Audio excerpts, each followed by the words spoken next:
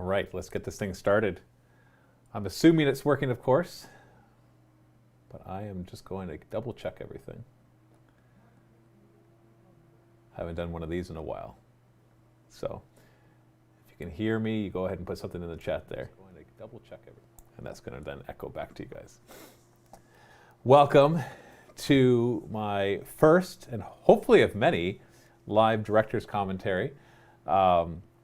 I just love the idea of being able to sit down with an audience and talk about the narrative campaigns that we've done and other content that we've done, and be able to just kind of watch it together, talk about it, and just get your impressions and your feedback, but also just like if you have any questions about how things are done. Not that there's a lot of movie magic here, like, oh, how did you pull off that one shot with the Space Marine? It's like, well, we pointed the camera at it, obviously. So it's not so much like that kind of behind the scenes. It's not like there's like these huge secrets to unlock, but more just like general, talking about story writing, talking about the difficulties in crafting rules, in organizing players, and just really forging a narrative of your own when it comes to making your own kind of narrative campaigns. Because I have to say, out of all the content that we've ever made over the 14 years now that we have been making content, it's been about 14 years, that I'd say narrative campaigns are my favorite to make, because it really just draws out what I love the most about this hobby, which is, of course, the stories that you tell on the tabletop. Got a lot of people saying hi, and so hi everybody. Hi Tommy and Make and Miso and Romario and Steelman and Bloodgill and Jonathan and Alan Yu and Anthony and Romario. What unit makes for the best cashier? A Lord of Change. That is hilarious.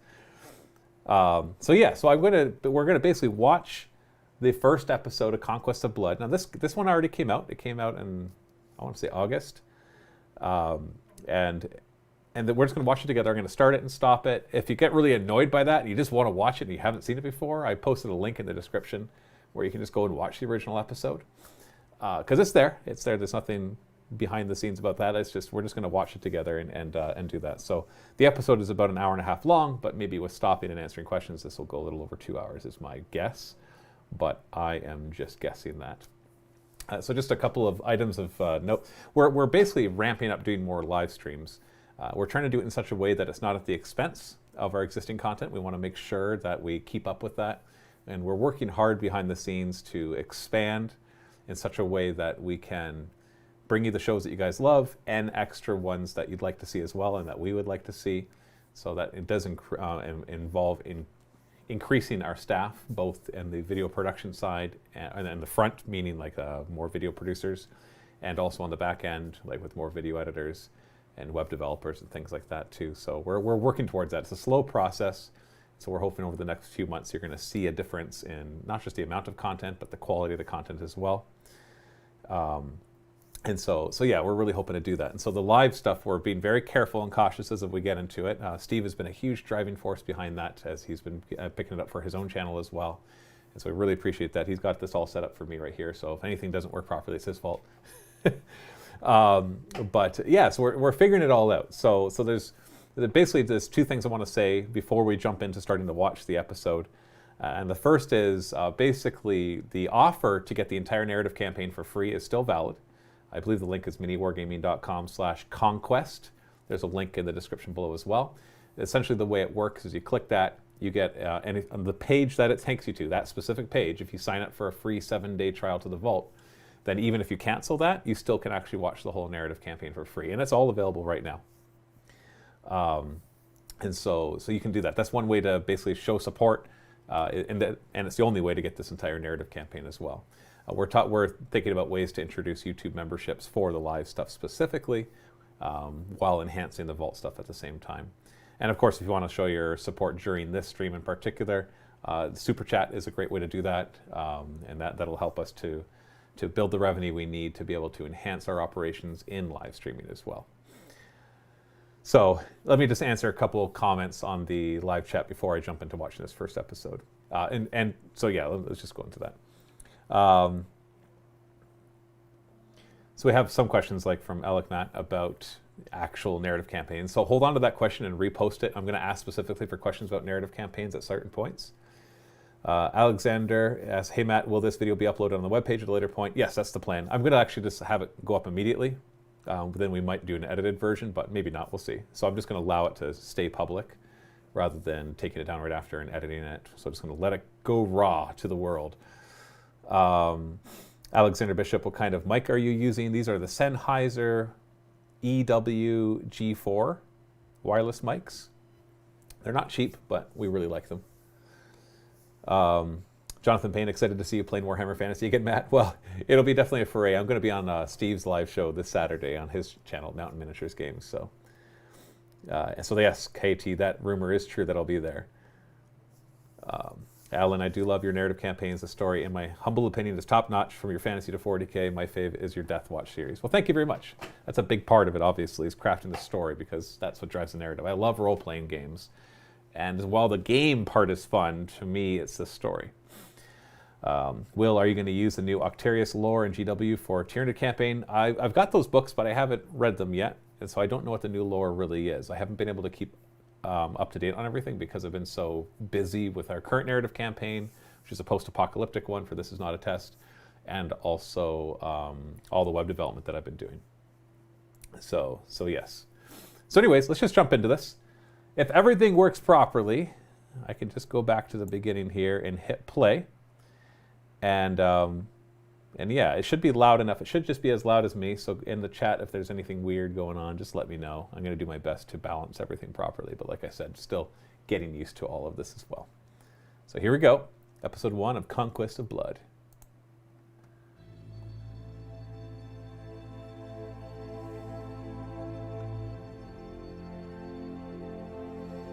After years of bloody conflict, the vampire Nikolai Kalu cut down his master Luther Crow and proclaimed himself Lord of Altenath, or at least what was left of it. Nikolai's coup had left the city in ruins, with over 80% of its inhabitants dead. With only his right-hand man, a necromancer who calls himself Yethik the Reaper, and the Hands of Mercy, an ironically named group of degenerate mortal thugs who serve Nikolai faithfully, when paid, of course. Vampire Lord Nikolai Kalu set his sights on both sides of the realm gate that stood in the heart of Altenath. On the one side was the realm of Shaman, an ever-changing realm full of powerful magic and artifacts. On the other, the savage and nigh untamable realm of Gur. Both would bear witness to his rise in power. He would muster his forces, ride out and conquer, and rebuild his ancestral home to its former glory. He would see the realm bow in fear before his endless armies of undead. All right, let's stop right there first off. The narrative intros are always interest. Nikolai did nothing wrong, and thus the memes begin.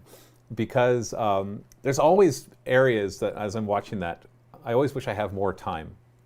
There's more time for a lot of things.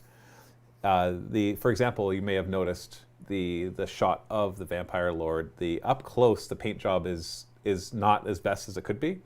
And this is not a knock to the painter, because Steve actually painted it, but he did it like super fast because the models came in like at the last moment. So my dream one day is to be able to do a narrative campaign where there's like, and of course this is every director's dream, where there's like no constraints, where I have all the time in the world to get models and miniatures and make like custom terrain for each mission and all that kind of stuff. I don't know, maybe one day I'll run a Kickstarter where we raise, because the narrative campaigns actually cost us like in the tens of thousands of dollars to make, on the low end of that. And so if I had a budget of say like even just $50,000, then that would allow me to really amp up the terrain and the model production and just getting custom stuff done for it and more time for the post-production and everything like that too. So watching that it hurts a little bit. Somebody asked, what's it like watching yourself? It's fine. I've been making videos long enough that it's not weird hearing myself.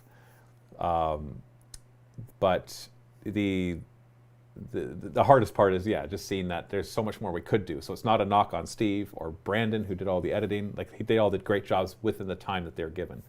So I always wish for more there. That's why I like to hire the artists to do things like the maps and the graphics, because they add a certain element to it. A couple really quick questions. Yeah, Tommy says, I do really love seeing maps. It's interesting what that does. Eh? It's just like, it's all abstract anyways, and yet having something tangible like that just makes all the difference. Dementia, thank you for the $10 super chat. Why a vampire main character? That's a great question. The answer to that is because it's what Luca wanted. And a lot of what I do for narrative campaigns is based around what people are interested in. Rather than, a lot of what I have to do is rather than come up with an original idea, totally original, and then force somebody in on it, it's a lot easier to find out what they're interested in. Like the Hunting the Fallen narrative campaign with Steve, he loves the idea of the Dark Angels hunting Fallen. And when the Crusade rules introduced some rudimentary rules to do that, it was just so obvious that that's what I should do. And so the story just evolved around that. So vampire main character, because Luca really wanted to play that. And so I thought, okay, well, how can I make that work? And then idea upon idea, added that to this, and adding in the cities of Sigmar models just to kind of round it out, like an old Sylvanian force, is also what he wanted to do as well. The color scheme was his idea, all that. Yeah, so lots of questions here. Let's see if I can just... Oh, a lot of people supporting the idea of the Kickstarter. Outside Kickstarter. Yes, I would give you money to fund a narrative campaign. Outside Kickstarter. Well, maybe we'd use like another one, like GameFound or something like that.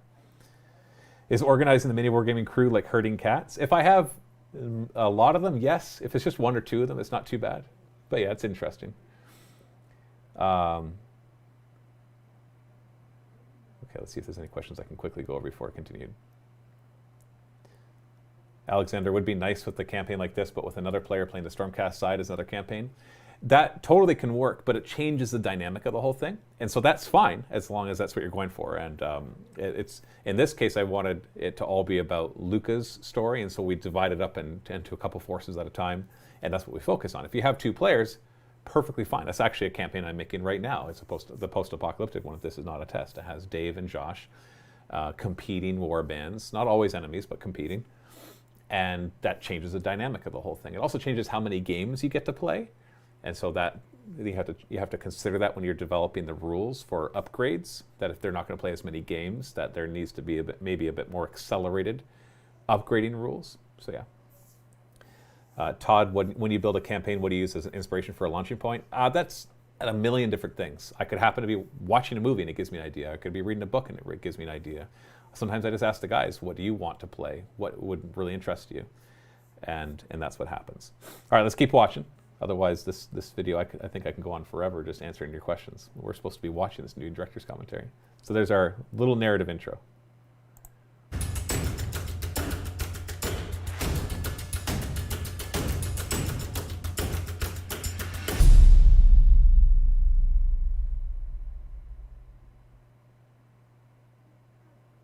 Hey everybody, this is Matthew from MiniWarGaming.com, and welcome to the Conquest of Blood, a special narrative campaign for Age of Sigmar, where I will be the games master, and Luca will be taking on the role of a deadly vampire lord who has recently reconquered a city and now has his sights set on the realms around, just like you heard in the intro.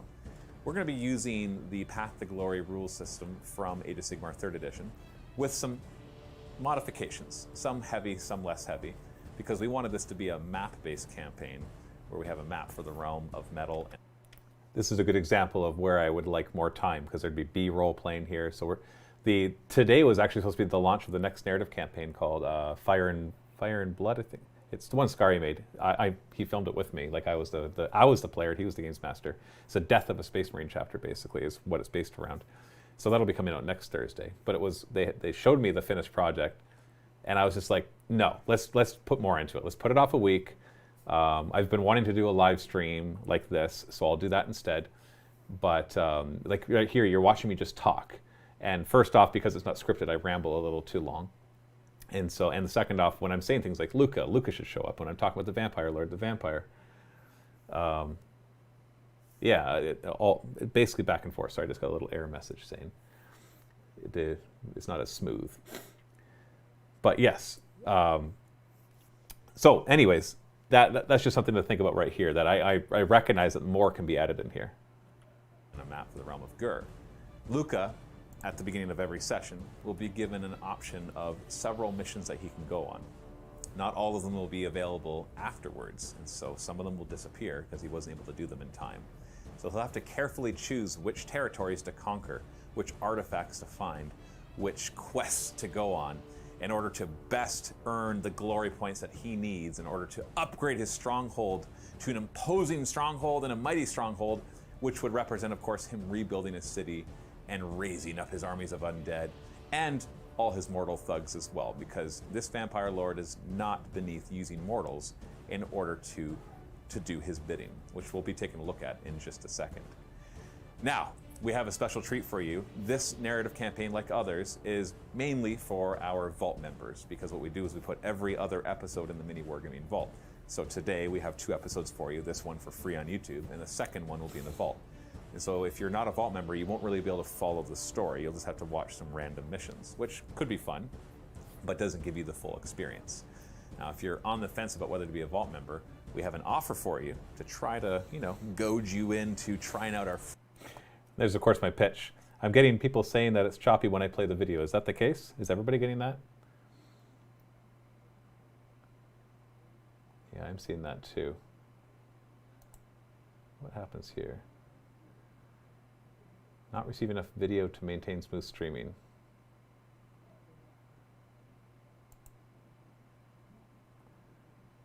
Definitely getting some buffering going on here. Let me see if I can figure out what's going on.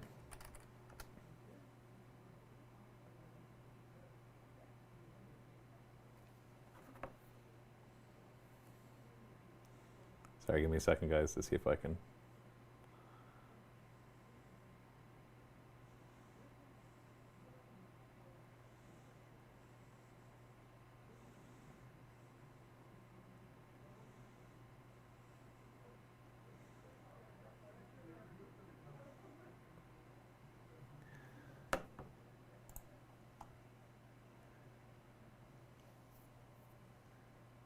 Oh, there we go. Yeah, it was buffering because everybody's like, yes, yes, yes, choppy, yes, very choppy. It's okay, I've already seen the video. Smooth when you're talking, but choppy when you play the video. Interesting.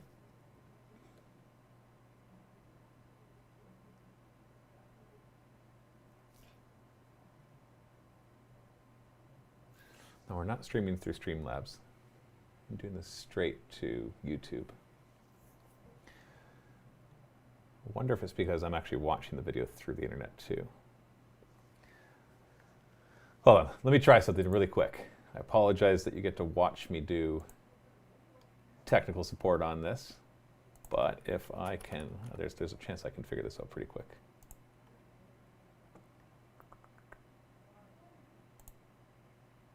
Just depends on how fast it downloads.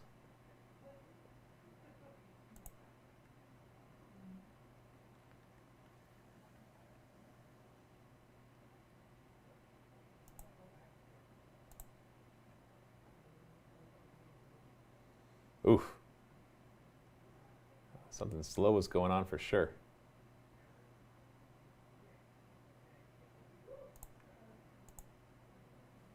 Okay.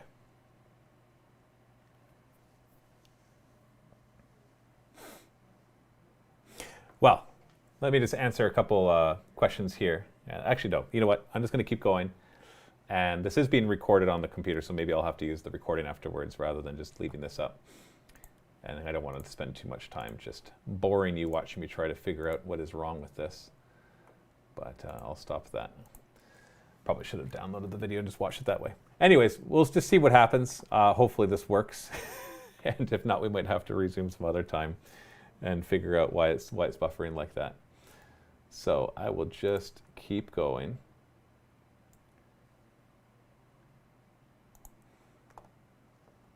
All right. Free 7-day trial. And that is, if you try our free 7-day trial through the link below, which is miniwargaming.com/conquest, then whether you continue being a Vault member, even if you cancel, we will give you this entire narrative campaign for free. What that means is if you cancel your Vault membership, you can still go to our site, log in with the username that you used to buy the Vault membership, and even though it's canceled and you're not paying anything, you should have access to this narrative campaign. So that's our incentive to get you to try it out. But without further ado, let's jump into looking at the starting forces of what Luca has, and then look at the choices he has to make for his first mission. In Path to Glory, you decide on a starting points or value that you can build your roster from. So this is a Legion size, which is 2,000 points, maximum 16 units. Now it has some interesting limitations that you can only have like one wizard, one war machine, one monster, one ally, and only one reinforced unit. Now at the starting size of Legion, you're normally starting with 3 territories, which could help you get over some of those limits. But I decided not to have Lucas start with any territories besides his main city and his outpost because of the way that he's going to gain territories by conquering on the map. He won't have to pay glory points for them where normally you would. So I don't mind him starting with less. The only thing we said though is that he was allowed to bring 2 wizards because we wanted to do a vampire lord and a necromancer. So what you're seeing here is his roster, not his army. And so what that means is when we go to play games, I will then tell him, you know, bring 1,000 points or bring 1,500 points or maybe bring 2,000 points. And he has to build a list from within that. It does not follow the normal pitch battle rules or anything like that. So he just has to pick from his roster. Of course, he's going to want to bring forward his mighty heroes. And then every unit will gain renown, which is basically experience, and eventually get veteran abilities. And then we have even a custom upgrade chart for the Vampire Lord himself. And all the extra rules that I created, I put into a quick Google document. And so I'll try to remember to link to that in the description below, but I'll definitely post on our site under Tools and Rules. So if you go to our site, you can see all of that. In case you want to run something similar, this works really well if you have a Games Master and you have a map that you're working on. Whereas normal Path to Glory, it abstracts the map and the territories and all of that. You don't actually take territories from each other, you just write them down and you get to do that. So Luca, why don't you walk us through what you decided to do for your starting roster? Right. Okay, so interesting question for everybody watching.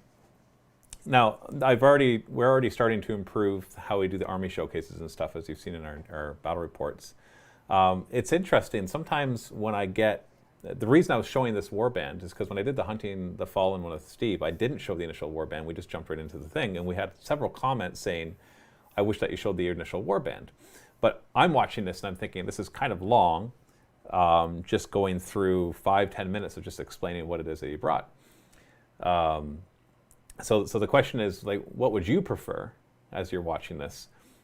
Would you prefer like more tight shots and like quicker and to the point, or do you like the more the rambling back and forth between the player and the GM? It really depends on what you're really going for. I'd love to hear your feedback there.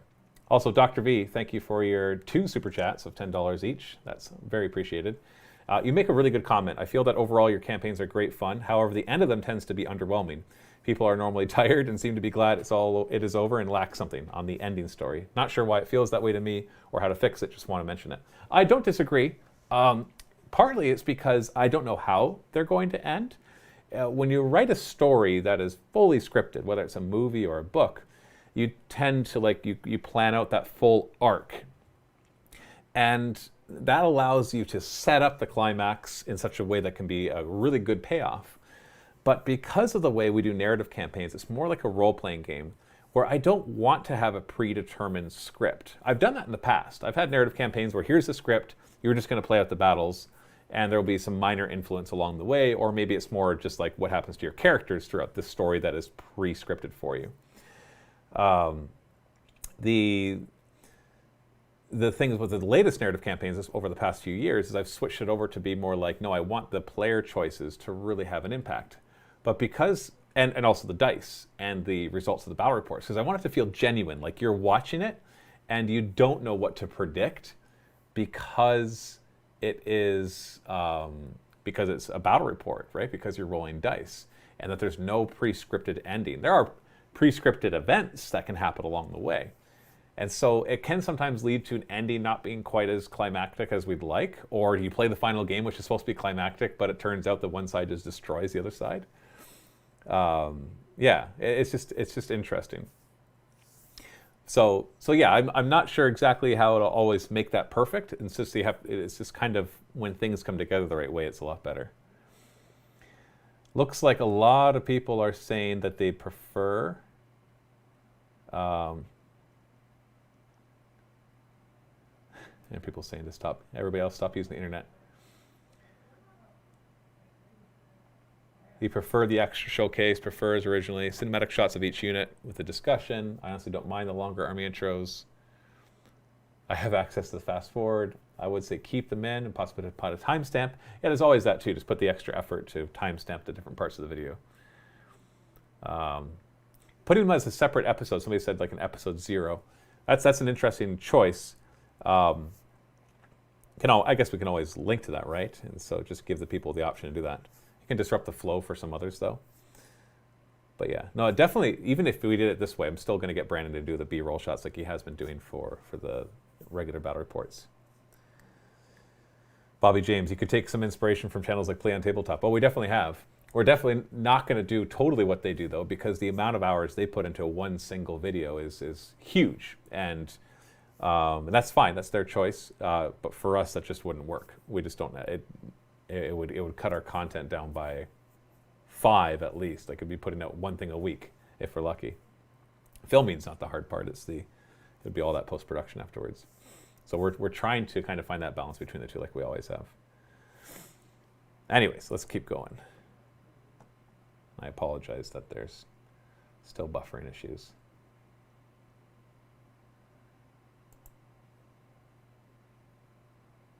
So the idea kind of came from old school Warhammer Fantasy, where if you were from Sylvania, you'd be able to allow the humans to be a part of your military. So you'd have like Sylvanian crossbowmen or Sylvanian handgunners and stuff like that. So that's why we included the mercenary company here. These are the Hands of Mercy, ironically named, as you'll see throughout this campaign. And leading that company is Archibald, He Who Smiles, or Archibald the Merciful, or he goes by many names. He is infamous in the realms. He is a Free Guild general, but he'll be acting as a mercenary commander, essentially, for this company. He has nothing for now. You know, as he gains renown, he'll upgrade. But part of the mercenary, or the part of the company here, we have Free Guild crossbowmen, we have Free Guild handgunners, and a Free Guild guard unit. One with some great swords as well, and Pistoliers and Outriders. Now, this isn't the entire company narratively. This is a part of the company. It's a pretty big company in the realms, and this is what the vampire Nikolai was able to afford, essentially. Ones he's currently having access to. Like, narratively, the rest of them are maintaining order in the city or something like that. Or just drunk in some tavern, and so he hasn't built up enough glory to get their attention. Absolutely. Now, I should point out the rules that I decided to do for these. For all intents and purposes, they are not allies or mercenaries or anything like that. They're actually going to be part of the Legion of Blood Soulblight Gravelord's army. And so I decided to go for some interesting things because of that. First off, because they're so used to being around death, they all have +1 bravery. And if a vampire lord is within 3 inches of them, they can reroll failed battle shock. But they can also actually be affected by some interesting things, like your deathly... what's the one... I'm going to get the names wrong. It's Deathly Invocation. Is that the one that brings models back? That's the Allegiance ability one, yeah. Right. And there's the spell, too. Yeah, so anything that allows you to bring summonable units back can be cast on any of the cities of Sigmar on foot. And what it does is it actually brings them back as zombies. Yeah, and zombies. So let's say he lost 4 of his Free Guild Guard here, and then he resummoned D3 of them, and he rolled as a 2. Then you actually add 2 zombies to that unit. Now, they don't get the zombie rule of being able to be in combat even when they're 6 inches away, unless the entire unit has turned into zombies, in which case they can get that. And so it's just kind of a cool thing like that. Also, like the spell Invigorating Aura that lets you bring back 3 of them could work on the ones on foot as well. You can't use it to heal things like the Outriders and Pistoliers, because they're not actually healing. It's more like rising. The thug dies, and then he rises them as a zombie, right? Which is kind of fun. Also, the other abilities I wanted to include, the Vampire Lord has a command ability that he can give a unit +1 attack, and he can use it on them. And the Necromancer has a spell, the Dance Macabre, that lets a unit fight twice, and he can give it to them as well. However, that death magic surging through them is not good for them. So when the Vampire Lord uses that ability, at the end of the combat phase, you roll a die for every model, and on a 6+, they take a mortal wound. and it's 5+ for Van Hell's Dance Macabre, as they're all just kind of like forced forward with death magic, and it saturates and then kills them. But who cares, right? As long as you get your goals done, there's always more thugs to hire. So yeah, so all those rules are in that document that I was mentioning before, so you can check that out. I wanted to basically make them work in this army rather than just have them be allies that didn't interact at all. So continue, Luca. That was your mercenary side. What's the rest of it? Now we'll focus on the death aspect of it. We are going to be using the Legion of Blood. That's where his lineage comes from. Though he's lived in this city, he was turned by the vampire he killed. And he overthrew him, murdered him, and 80% of the cities lost their lives. Luckily, Nikolai here is a master of reducing, reusing, and recycling. So we were able to repurpose those corpses into zombies and dire wolves and, you know, creatures of the night, skeletons, all of that good stuff. Now, Nikolai himself will be the general, overall general, warlord, in fact, in the Path of Glory rules here. He is going to have the artifact of power, the Ring of Dominion, and he took that off of the previously cold, now colder corpse of the previous master of the city, the previous vampire lord he killed. It works when he goes to fight on a 5+, he'll be able to potentially mind control his opponent and force them to inflict mortal wounds on themselves. Maybe that'll come up throughout the campaign. He's going to know the Spirit Gale, I believe, spell from the lore of vampires. Yeah, Spirit Gale.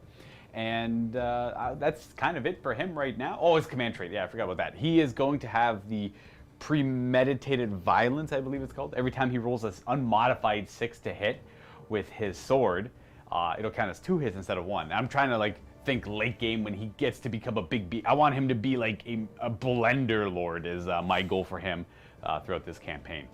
Now, his right-hand man, we got Yefik the Reaper. This is a necromancer. He is going to know the Fading Vigor spell. That's pretty much it. He is going to be overseeing the control of the Death Rattle and the Deadwalker units, while Nikolai himself can, well, try his best to look impressive on the battlefield and enjoy himself, because you know, he's lived for quite a while and he has to do interesting things to find enjoyment in life, I suppose. We do have a corpse cart, which is, by the way, one of my like favorite models in like all of Warhammer. Obviously there's something horrible about it. It's being dragged by zombies. It's a corpse cart. It's so cool. I love it. Ours is unfortunately a little broken there, but we're gonna be counting it as a brazier. So it'll expunge fumes. The fumes will be coming off of it, making it harder to hurt my models nearby it, and reducing 1 from your casting rolls if you're within 18 inches of it for an enemy wizard. And then other than that, though, I wanted the old Sylvanian feel, so we have a lot of creatures of the night. We have dire wolves, 2 units of 10, a unit of fellbats, zombies, skeletons, and graveguard to fill out the rest of my roster. I did not want anything super elite, super hard hitting. I used my 1 reinforcement on the zombies. I wanted the focus of the campaign to kind of be on the inclusion of the Hands of Mercy and on Nikolai the vampire himself as he levels up. I was too worried about having like a big brick of graveguard that would just carry me every game. I want it to be like the inclusion of everything that does well together. And then the spell. And the horror gas. Yeah, I was kind of down on points, and I really like what they did with the horror gas recently, and it actually works very well with the Legion of Blood as well, making it so Inspiring Presence cannot be used on units nearby it. And Legion of Blood, when something runs away, D3 things run away. And obviously I have morale reducing mechanics as well. Bravery reducing mechanics as well. So there is some synergy here. Not like game breakingly cool, but cool enough that I wanted to include. And that is your starting roster. So now we're going to jump into the narrative of the first missions. My lord. And we'll get to the fun part right there. Yeah, it's interesting watching that. I'm like, B-roll would have been great, but yeah, Luca brings a good energy when he's talking about his forces. Now, I've been kind of watching the comments and watching this at the same time. Bulldoze Prime says you can really feel Luca's passion about this force, and that's because he was in on it. Like he's the one that told me his ideas, and I tried to build around that. Jacob asked, do available models play a part in deciding on a narrative campaign? Absolutely. Sometimes we have to wait and spend money. Other times we're just like, no, let's just use what we got. We wanted a custom vampire lord, and so that one we got off of Etsy. I don't remember from where, I'll be honest, because we found, as you'll see throughout the series, he actually transforms, and so there's 2 versions of him that we wanted to use. There's a lot to think about. Somebody had asked on the YouTube video I put up this morning, saying if you have any questions and you can't make it, they asked, would you use like the Warhammer Underworlds model as heroes? And the answer is absolutely yes. We'll draw models from anywhere, even not Games Workshop models, as long as it fits the theme. Dementia, $5 super chat. Thank you so much. I don't want anything super hard hitting. That did not age well for the Graveguard. Yeah, he was at. The nice thing about Luca in this case is he understood the narrative of what he was trying to go for, and so even he was disappointed by how much of a crutch the Graveguard became. Whereas with Steve playing the Dark Angels, I gave him a similar force that kind of evolved, which is Dark Angels and Imperial Guard, and he couldn't care less about the Imperial Guard. So when it actually evolved into a really cool narrative because of that. But this time I was ready. I actually had all sorts of plans for how to make Luca play with the Hands of Mercy, but then I didn't have to put any of them in play because he naturally used them as you see throughout the campaign. So he's totally in on that. And they both were in on the narrative their own way. Like Steve is like, no, I'm Dark Angels. I don't care anything about Imperial Guard. And that's actually kind of true. And whereas Luke is like, no, I want to make this old school Sylvania force and I want to feel that way. And so I'm not going to bring in the Blood Knights till later on. And that worked really well too. And he made really good choices throughout that were good narrative choices, not always good tactical choices.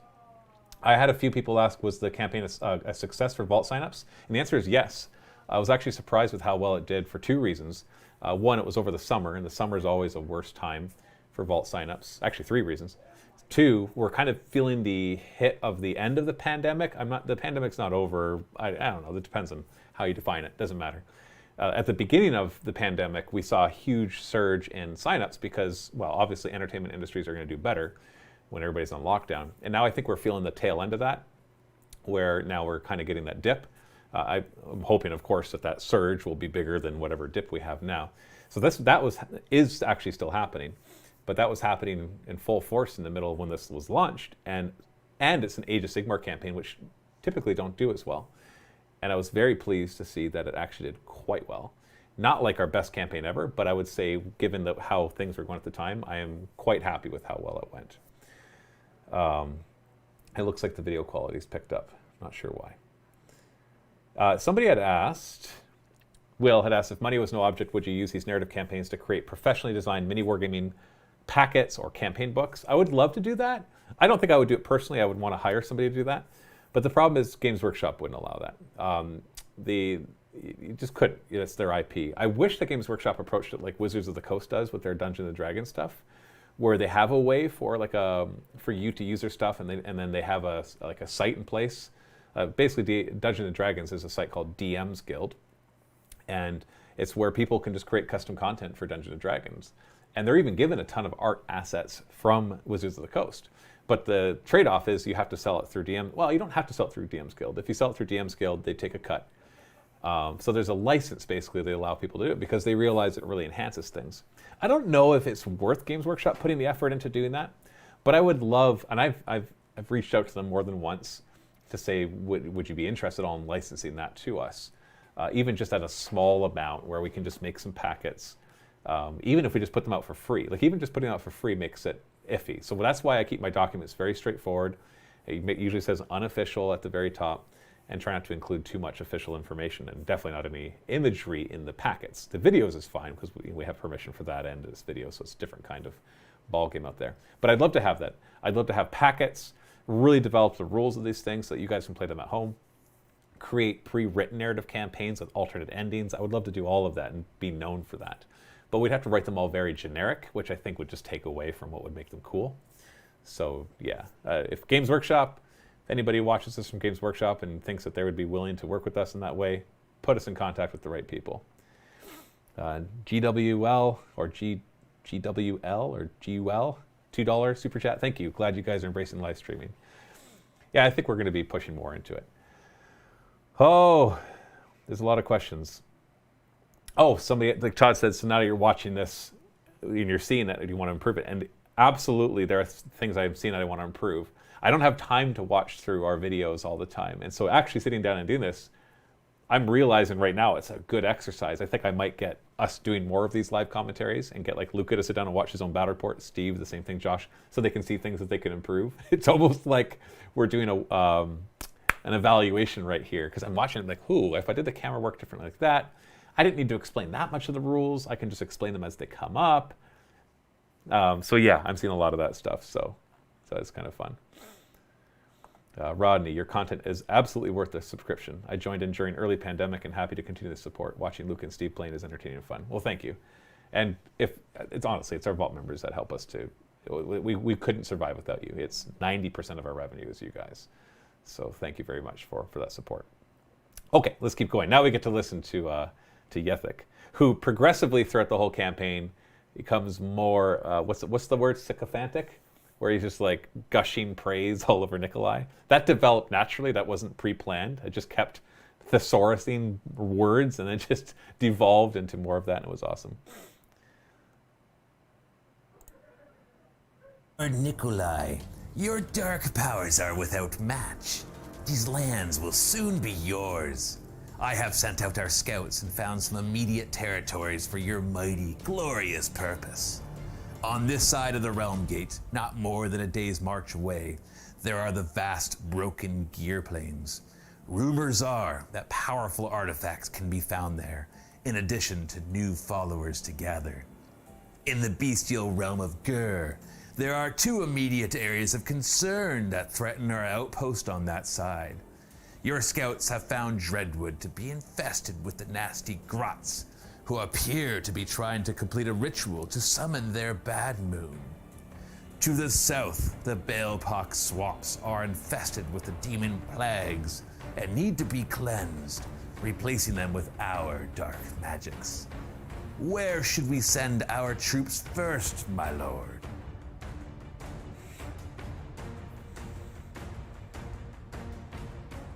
The Vampire Lords for. So it's interesting to see the evolution of these things, of course. Right now I'm filming a campaign, and I got a lot of feedback in this one saying they wanted to see Luca actually deliberating over which to choose. And so in the one that I'm doing right now, you're going to actually see Josh and Dave deliberating over which ones they're going to choose. It's just an extra minute or 2 of content, but lets you see them like, oh, I really want to do that, but that's important and that's important. I also have some questions saying, well, what would have happened if they chose those other missions that went away? And the answer is, I had a basic outline of what was there, but it's kind of like here's the story, and here's some branches, and I have ideas of where they're going to go, but if he doesn't take them, I don't develop further. Because I don't want to develop stuff that is never going to be used. That's a trick I use as a dungeon master playing Dungeons & Dragons. I create kind of like the next plot points. There's other things too, of course. There's the overarching story and settings and all that. But there's all these side things too. And if they choose not to follow it, then, I haven't wasted my time. Dementia, thanks for the $5. As someone who does a lot of public speaking in my job, rewatching my content is both cringy and super helpful. And $2 from John S. What reward was in the broken gear planes? I think, was it you that kept asking that? I think that one, it was an artifact. And then I don't remember what the territory would have given him, because I had that all written down. So there was always usually 2 rewards. The territory, which would give him some sort of buff, and then something specific, like in that case it was an artifact. But yeah, and this is not a test one, is even more interesting, because if they choose the same mission, because they don't see each other choosing the mission, they're going to see them separate. And if they choose the same mission, they fight each other. And if they don't, then they fight an NPC warband, so it's great. All right, let's keep going. Forces must disrupt the ritual, which is a battle plan from the core rulebook on page 332. The Gloomspite Gits have set up their ritual site in their territory with a couple of arcane repositories. All 3 of these counted as objectives. What is going to happen is at the end of each battle round, we're going to see how well the ritual is going. If I control the ritual site, if the Gloomspite Gits control the ritual site, they gain D6 victory points. And then they gain D3 victory points for each arcane repository they control. Then, the ritualist, the Gloomspite Gits, will lose D3 victory points for each objective controlled by the vampire's forces. We're just tracking ritual points overall. Now, in order to not lose this, the vampire forces must keep the ritual points below 14 by the end of the game. They can go above 14 and drop back below. That's fine. It's a minor victory if he keeps it below 14, and a major victory if he keeps it below 12. Otherwise, it's a minor victory for the Gloomspite Gits if it's 14 or 15, and a major victory if it's 16 or more. In addition, every friendly unit within 6 inches of an objective at the end of the battle gains a bonus renown point. And here we are. Yeah, see, like just rewatching that right there. I see things that like we could be adding more elements to kind of keep you interested as you're watching it. So, but the problem is that's a rabbit hole you can keep going deeper and deeper into. You can keep pouring more money and more time into it, and there will always be more stuff that you can think of. So that's tough. That's always a hard production thing. We're not like a $100 million movie where it's like, yeah, better make everything as awesome as possible. It's like, no, you gotta make your choices, and that's not always easy to do. Deployed and ready to go. Not all of Queenspike's forces are on the table, by the way, so there might be more waiting in reserve to ambush. And there's the Vampire Lord himself, ready to lead his forces forward. Yeah, and Archibald's right there. And Archibald's right there near him.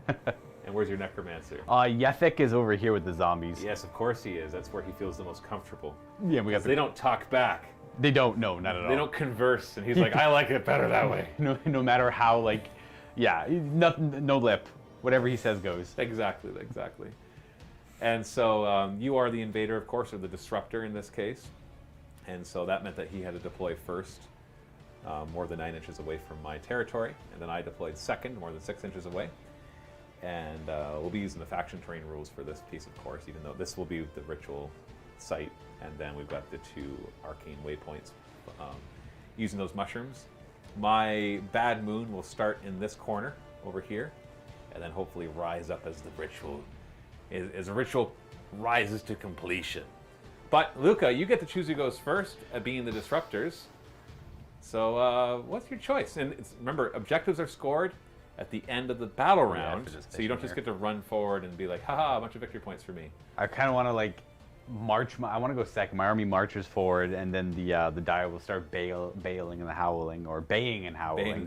Baying and howling. So hold on. So you go first or second? I'm gonna go second. Okay. Yeah. That's your final answer? Yeah, I guess so. All right.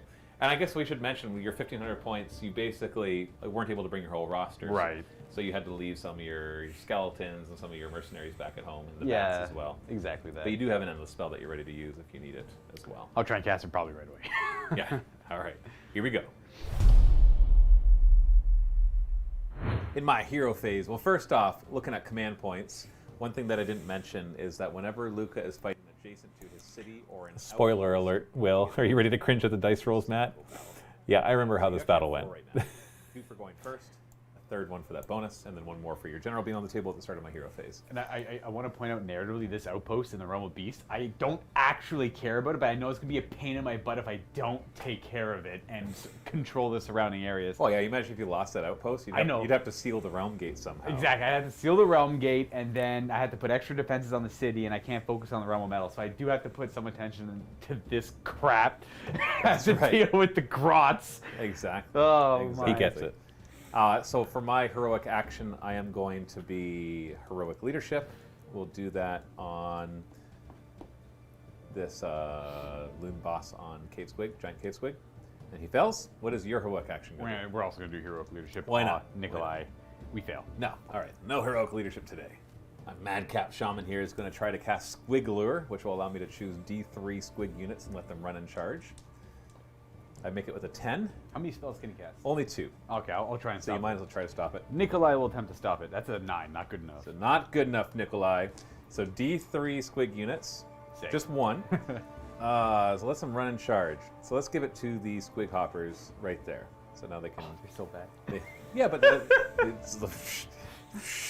You don't tell me what's bad.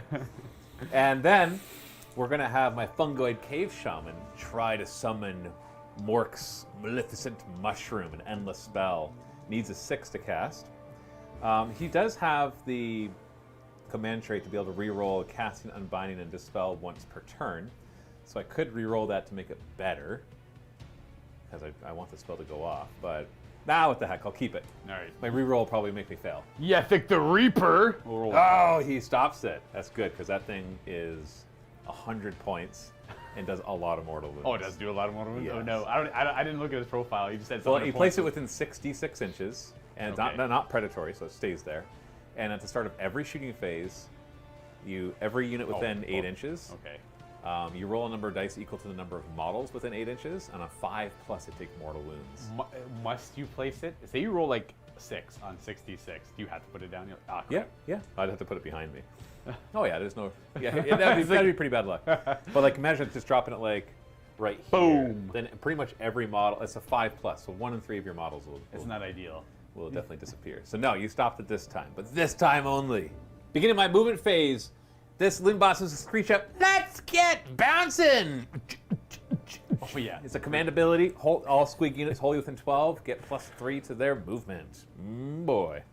Let's start with the squig hoppers. They move 3d6 inches, and I'm going to run them. I have no rerolls here, so I can just lump these all together because they can charge after they do this. Watch out. Here they come. Oh no. Well, that's a pretty bad roll, but remember, they got +3 to this. So that's 10, 12, 15 inches. Ooh, that's actually pretty bad. Boingy, boingy, boing, as they hop forward. It's not too bad. It's really only another couple of inches would have made a difference there. As they land on top, unbeknownst to them, they land on top of that gravesite. There's lots of bodies underneath it. These freaking fools built all this stuff on gravesites they don't even know about. Yeah, well, I think there's dead bodies everywhere, Luca, especially in Dreadwood. Yeah, Dreadwood doesn't help, yeah. I'll roll a run. No, they're not going to run. They're just going to move. They're 8 inches. Normally not 8 inches, but they've got the let's get bouncing, let's get bouncing, let's get bouncing in their heads. And now you have catchy. your head too. Just release that as a ringtone. I got Let's get bouncing, let's get bouncing. I got let's- snake jazz. His movement profile is 2d6. It's a healthy 9, which goes up to a 12. But he can't run and charge. I was hoping to get Squiggler on him too, so I could jump forward, but now we'll just go. We'll throw a run on him just for fun. So 17 inches. He's just gonna go here. Then my shooters are gonna move forward. That's right. Have you seen shooters in the game? I don't even know these existed in Age of Sigmar, man. Just goblins with little bows. Because they're bad. 5s to hit and 5s to wound. Well, they'll be four. They will be 4s to hit because they get +1 to hit when there's. Oh, it's a big unit. When there's at least 15. Yeah, there's a unit of 20. Respect the Grots. I respect. You respect, you I attack. respect. Throw a run onto these stabbers. So 4, and then a little extra from their little musician. Their job is just to screen this objective, get those netters out front to -1 whoever gets close to them. And these spiders will just scuttle forward, getting some of their bows in range. Fire into those dire wolves that are coming up. Oh, you just hang up right there, buddy. And their leader right behind them.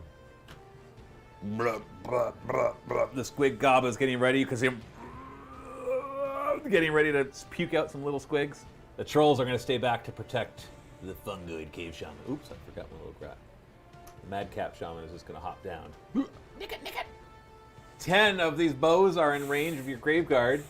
They see the arrows flying down. You ready? I'm on all the defense. You got so many command I got points. so many. Why not, right? 3. Okay, if that's where you want to use it, because I do have more shooting. Yeah. I got this big guy going to spit some squigs at you. I'll absolutely. And do some that. bows from this. All right. 4s to hit, because I have at least 15 models. Look at you wasting your all-out defense. Is it a waste? Yeah, 5s to wound. Yep, it was. If you shoot them with anything else, they're still there. There's nothing else to shoot them with. Over here, we're going to have 8 shots coming from these spider riders, firing at your dire wolves out front. So, hitting on 5s. Oh my. What is going on? Well, the squig gob is going to get him instead. So he pukes out some squigs at the dire wolves as well. So since there's at least 10 of them, he gets +1 to hit. So we're looking at 3s to hit, and then 3s to wound, no rend, D3 damage. 3s to hit. What is going on with my dice? I think I need to get some more dice. 3s to wound. Wow. Wow. One of them. No rend. Direwolves have a 5-up save. I don't know why they do. Boom. D3 damage. Only 1. That does 1 damage. You're not in range to get deathless minions. No, they have to be wholly within 12 of a hero or that a gravesite, gravesite. you're not. So one of them dies. No, you wish. They're 2 wounds each. Oh, I'm thinking of the. I was thinking they had 1 wound each, like the chaos ones. And so I'm just like, oh, these are garbage. And they are kind of garbage, except for, tanking. But it's just so bad. Yeah, I do remember that. No, I'm not ashamed of myself for the beatboxing. I think it's cringe in a good way. I don't know, is that a thing? I'm a dad of 5 kids. They're going to be. I've already embarrassed them plenty. I'm a dungeon master of many, many years. I like putting on voices, even though I'm not good at them, and just making a fool of myself because it helps. I think it helps you have more fun, right? Not just me, but the people I'm with too. Don't take yourself so seriously. Really quick, thank you, Ryan Duncan, for the £6. When will we see a Chaos campaign? This was so fun. Honestly, I don't have one planned, but it really, like I said, it comes down to the process of what people are excited to do. If a good Chaos book comes out with really interesting Crusade rules or Path to Glory rules, then that increases the chances as well. And John S., yes, the Death of a Chapter campaign that's starting to come out next week is inspired by the Spears of the Emperor book that you did send me, so thank you for that. And then Zekon Waldloffer, thanks for the €5. Just want to say thank you for all the battle reports and narrative campaigns. There aren't a lot with this much effort and flavor poured into them. Well, thank you. I know, I think it's dropping frames again, but we'll have to do the best we can. It's still downloading, which might not be helping. Should be done in a few minutes though, and then we'll try out not streaming it. The Chaos version. Yeah, they're real bad. Yeah. They're not so great. Well, that's all I got. Now it's time for a charge. Squig Hoppers will declare a charge. Here we go. 8 inches. And they bound forward. No, my slavery charger rule. It's gone. No, void. I can do that thing. Oh, you're gonna unleash hell? Yeah, sure, why not? Yeah. Show off. I don't play any armies that get to use that. You're like, oh, here's a command ability. Oh my gosh, shooting Yeah, it's true. shooting my death armies. So your crossbowmen did not move. There's at least 10 of them, and there's no enemies within 3, so they actually get to double their shots. Nice. So 20 crossbow shots. Hitting on 5s. Not bad. That 5s. There's a lot of 5s there. 3s to wound, no rend though. We have 5 wounds. Well, I've only got a 6-up save. Ooh, wow. Hey, nice. I did that really well. One Squig Hopper goes down. Into the combat phase. Is there anything that you can do in the combat phase? No. Okay. Oof. Do I bring your Free Guild General into this? Archibald, who smiles? Yeah, you know what? I will, because I want to get more of these initial attacks and kill some of your wolves. So Coherency, Matthew. Coherency. And then just get as many of these guys in this week. The crap. All but one. Do you know the rules? I'm going to spend my last command point on all-out attack, because I do have a champion in there. Did you want to do any command abilities? No, I'm already down to 2. I'm going to hold off. Okay. We'll start with the Squigs themselves. They're fang-filled gobs. Now they're hitting on 3s. Oh, not bad, not bad. Wounded on 3s. Booyah. Actually, that's pretty good. These are all -1/1, so 9 of them. 9 of them? So I have to do 6 first on their saves, because if I lose 3 of the dire wolves... 6 up. There we go. Once I lose these 3 dire wolves, they're now in range of deathless minions, and they're going to get a ward save from Nikolai. So 6 up ward. These armor, or saving throw, and then ward. It didn't matter, but, you know. So you could have rolled them all together, and then just seen how I many guess were I killed. could have. Yeah, that would have also worked. Because you technically don't allocate wounds until all the saves are rolled. Yeah. And so then you would just remove those 3 and then start rolling ward saves. That's true. I'll remember that. Okay, now I got the guys on top. 1 attack each, because of all-out attack, hitting on 4s. And that also means I don't have to worry about rolling my leader separate with his +1 to hit. Ooh. 5 wound. 1 wound. No rend. 5 up save. 6 up. Ward. Ward. That's a wound. That's a wound. Archibald will activate next, and he is not one to shy away from a fight, so he's going to use that to go there. And then he's going to swing his Zweihander. All right, with the Zweihander. Hits on 3s. Yikes. Poor showing for his first swing of the campaign. Oh, no! He's warming up. He's warming up. He's warming up. He's done. All right, your doggies can hit now. Oh, yes. We are going You should be able to get them all in, because you can move around. I do have to keep coherency, though, so we're going to go... Coherency. There. That's true. There is more than 6. Yes, unfortunately. And they are rather wide. So, like, right there, he's not within Exactly. range of So 2 guys. this guy's going to have to stay back. Jeez, Keep that Luca. coherency Stop going. trying to cheat. Yeah. So I got 4 of them attacking. One is forced to hit. Oh. Ooh, Hey. Oh, hey. Nothing. Oh, okay. Oh. All right. Battle shock. Well, I'm Bravery 4. Do you have any negative bravery buffs to me right now? These guys are dead walkers. So they're zombies. They reduce yours by... They have the zombie equivalent keyword. They So reduce -1? Exactly. And there's not enough to make it -2? These guys might be within 6, and they're death rattle. So you get 1 for each type you're near, up to 2. So yeah, they are within 6. My bad. Yeah. So boom, it's up to -2. So my bravery is 2 now. What? It's 4 normally. All right. They're grunts. What do you think? Their bravery's high? Yeah. What are they, Bone Reapers? I don't even care. I'm 10 and I'm immune to Battle Shock. Booyah, I rolled a 3. And that means I lose 2 more. But that's only because of your bravery debuff, by the way. So they run away because they're afraid of your. And they're not near enough my Legion of Blood vampire for more to run. So No, that's right. If you're within 3 inches, I'd lose D3 additional more. D3 guys leave. Now, what about your? I think your wolves are going to be fine, but you lost 4 of them, and your bravery 10, though, right? Correct. Okay, They so should you be can't okay, fail yeah. because I don't have any bravery debuffs going on right now. Right.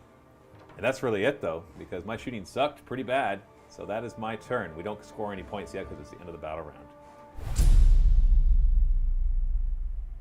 Gain your command point. I get one too. I'm at 3, Matthew's at 1 now. I am going to go right to heroic action. I think I still want leadership because I do have a plan for all 4 of those command points. And No. that's more of a, I can't think of the word.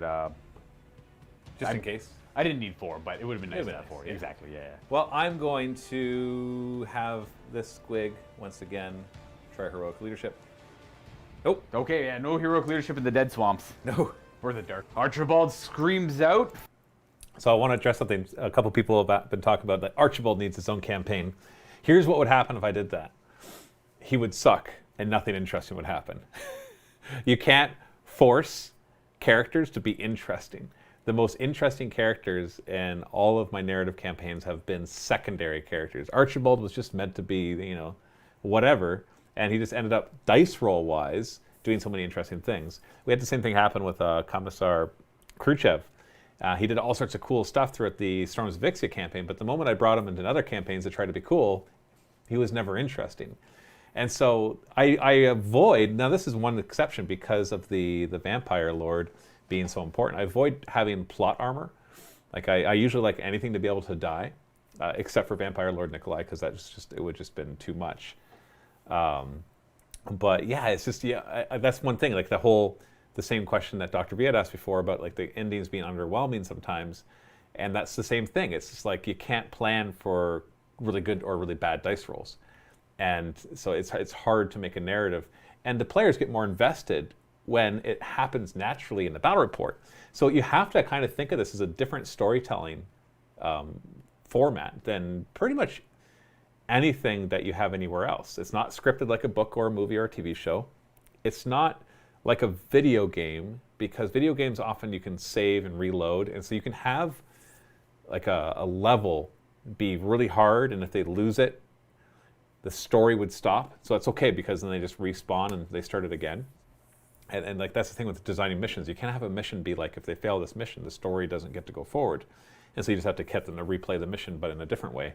That doesn't work, but for video games it does. So it's actually, it's most like a role-playing game in that sense, that the story is emerging and you can't predict the cool things that are going to happen, and you can't force them to happen either. You could just create a setting, play the games, and watch what happens and then react to that.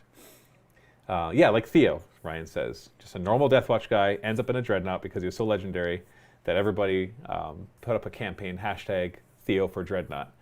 And I just did it, and that was cool. But I couldn't have planned that. There wasn't anything special about his character. It's just the way the dice went and what he ended up accomplishing. So, but I think that's important. Like as an audience, you can be sometimes disappointed and let down, but that also creates your best moments because it feels more genuine and it feels more real. Like you're getting to actually experience something real. Like I know it's fictional, of course, but it's not pre-scripted, that kind of thing. All right. Oh, and thank you, Will, for the £5. Matt, your train is always a wonderful part of your narrative battle reports. What train don't you have that you'd like for campaigns? There's a bajillion things I would want to have, but it's usually more this is one of those things where it's like sometimes you come up with ideas and then you need to buy the models and train to match the ideas, but sometimes you have to just go out and look at what you got and get ideas from that. I do that in my D&D campaigns all the time. Rather than try to design a location from scratch and then find artwork to match it to inspire my players, I go online and I find artwork, and then I design the locations from the artwork. And that way, the location perfectly matches the artwork. So same idea. But in this case, sometimes we will spend a few $1,000s, like several $1,000s, sometimes even more, on a new terrain set. Like this campaign, for example. I spent a lot of money getting all of the, like not this mission that you're seeing right now, that's actually a lot of terrain from another campaign. The one I did with Josh, the Deathwatch Vatarak. No, it wasn't Deathwatch, it was some Vatarak. I can't remember now what it's called. It's the one where he played a scout, all scout army. But yeah, and so I'm reusing that here, obviously. But all the Realm of Metal stuff, all the terrain I had made specifically for this campaign, and then it'll be used in battle reports, of course, and it has been. So yeah, so sometimes we make it to match, and sometimes we match what we have. Just depends on our time and our budget.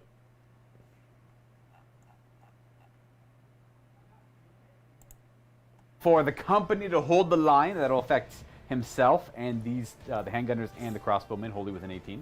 They'll get +1 to hit and wound as long as until my next hero phase if they don't move, Right. which I don't really have. Which it works in your turn, in my turn as well. So if they move forward, then on my turn they would get the +1 hit. It's a nice way for that to work there. Also, I think I probably have to do the invocation at the start of the turn. Nikolai will do the invocation. The only unit I can target in range are the dogs, the only unit hurt, and they just heal that. Heal because you have one that's hurt, so you don't have to bring any back. Yethek the Reaper will attempt to cast the Horror Ghast. That's the endless spell. Oh, we got it. I can't stop that. Big numbers. Ooh, the endless spell rises. Spooking the nearby grots. So units wholly within 12 inches of that in the battle shock phase cannot receive commands, so they can't get Inspiring Presence. And that will affect both of ours. Yeah. Yes, and also if somebody runs or flees, they lose D3 more. Nikolai will summon a Spirit Gale. We're going to use that on the... Well, you don't have to declare it until you actually make it. Oh, never mind. We're going to do 2 Spirit Gales. No, not necessarily. I'm going to unbind, and he's going to do it because he can re-roll. Booyah. Nope. All right. Booyah. Oh! Just got it. Shut down, baby. You know what that does? It's 2d6 against your bravery. Mortal wounds equal to the difference. Oh, my bravery is like 2 right now. Yeah, then I could have targeted them with the second one too. All right, I would just hit them twice maybe by my souls. Yeah. Well, Nikolai is going to tell Archibald to hold the line over here, and he's going to move forward with his Grave Guard. Ahead march. And forward. There you go. He's getting ready to take care of some squigs. Oh yeah, these guys only move forward though. You know what? They don't really need to move that much further. That's true. Don't they have a minimum 6-inch charge? Yeah, they still get their old musician rules. The newer kits lost musicians, but the Graveguard kept it. Nice. That's all going to stay still. We are going to move to the Deadwalker zombies and Yethek the Reaper. They're going to go ahead and declare a run, but they're going to use at the double. To automatically run 6? Automatically go 6. Yeah, because they can fight once they're within 6 inches of an enemy. Right. I don't know. All right, the zombies, I would like to say meander forward, but this is actually quite quick. Yeah, so they shamble quite quickly forward. 10-inch move for them. All right, we did. We just moved 40 miles. That's great. All right, we got the zombies all tucked up in here.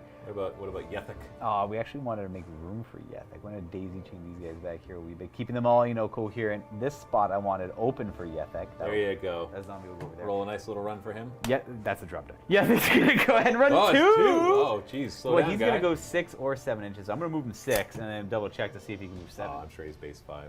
He does move 5, so he goes up an extra inch there. We're gonna go with a corpse cart. It's driven by zombies, so guess what its move is? It's gonna run up to 9. I think it'd be slower because it's pulling something. But I guess there's a lot of them, so they help.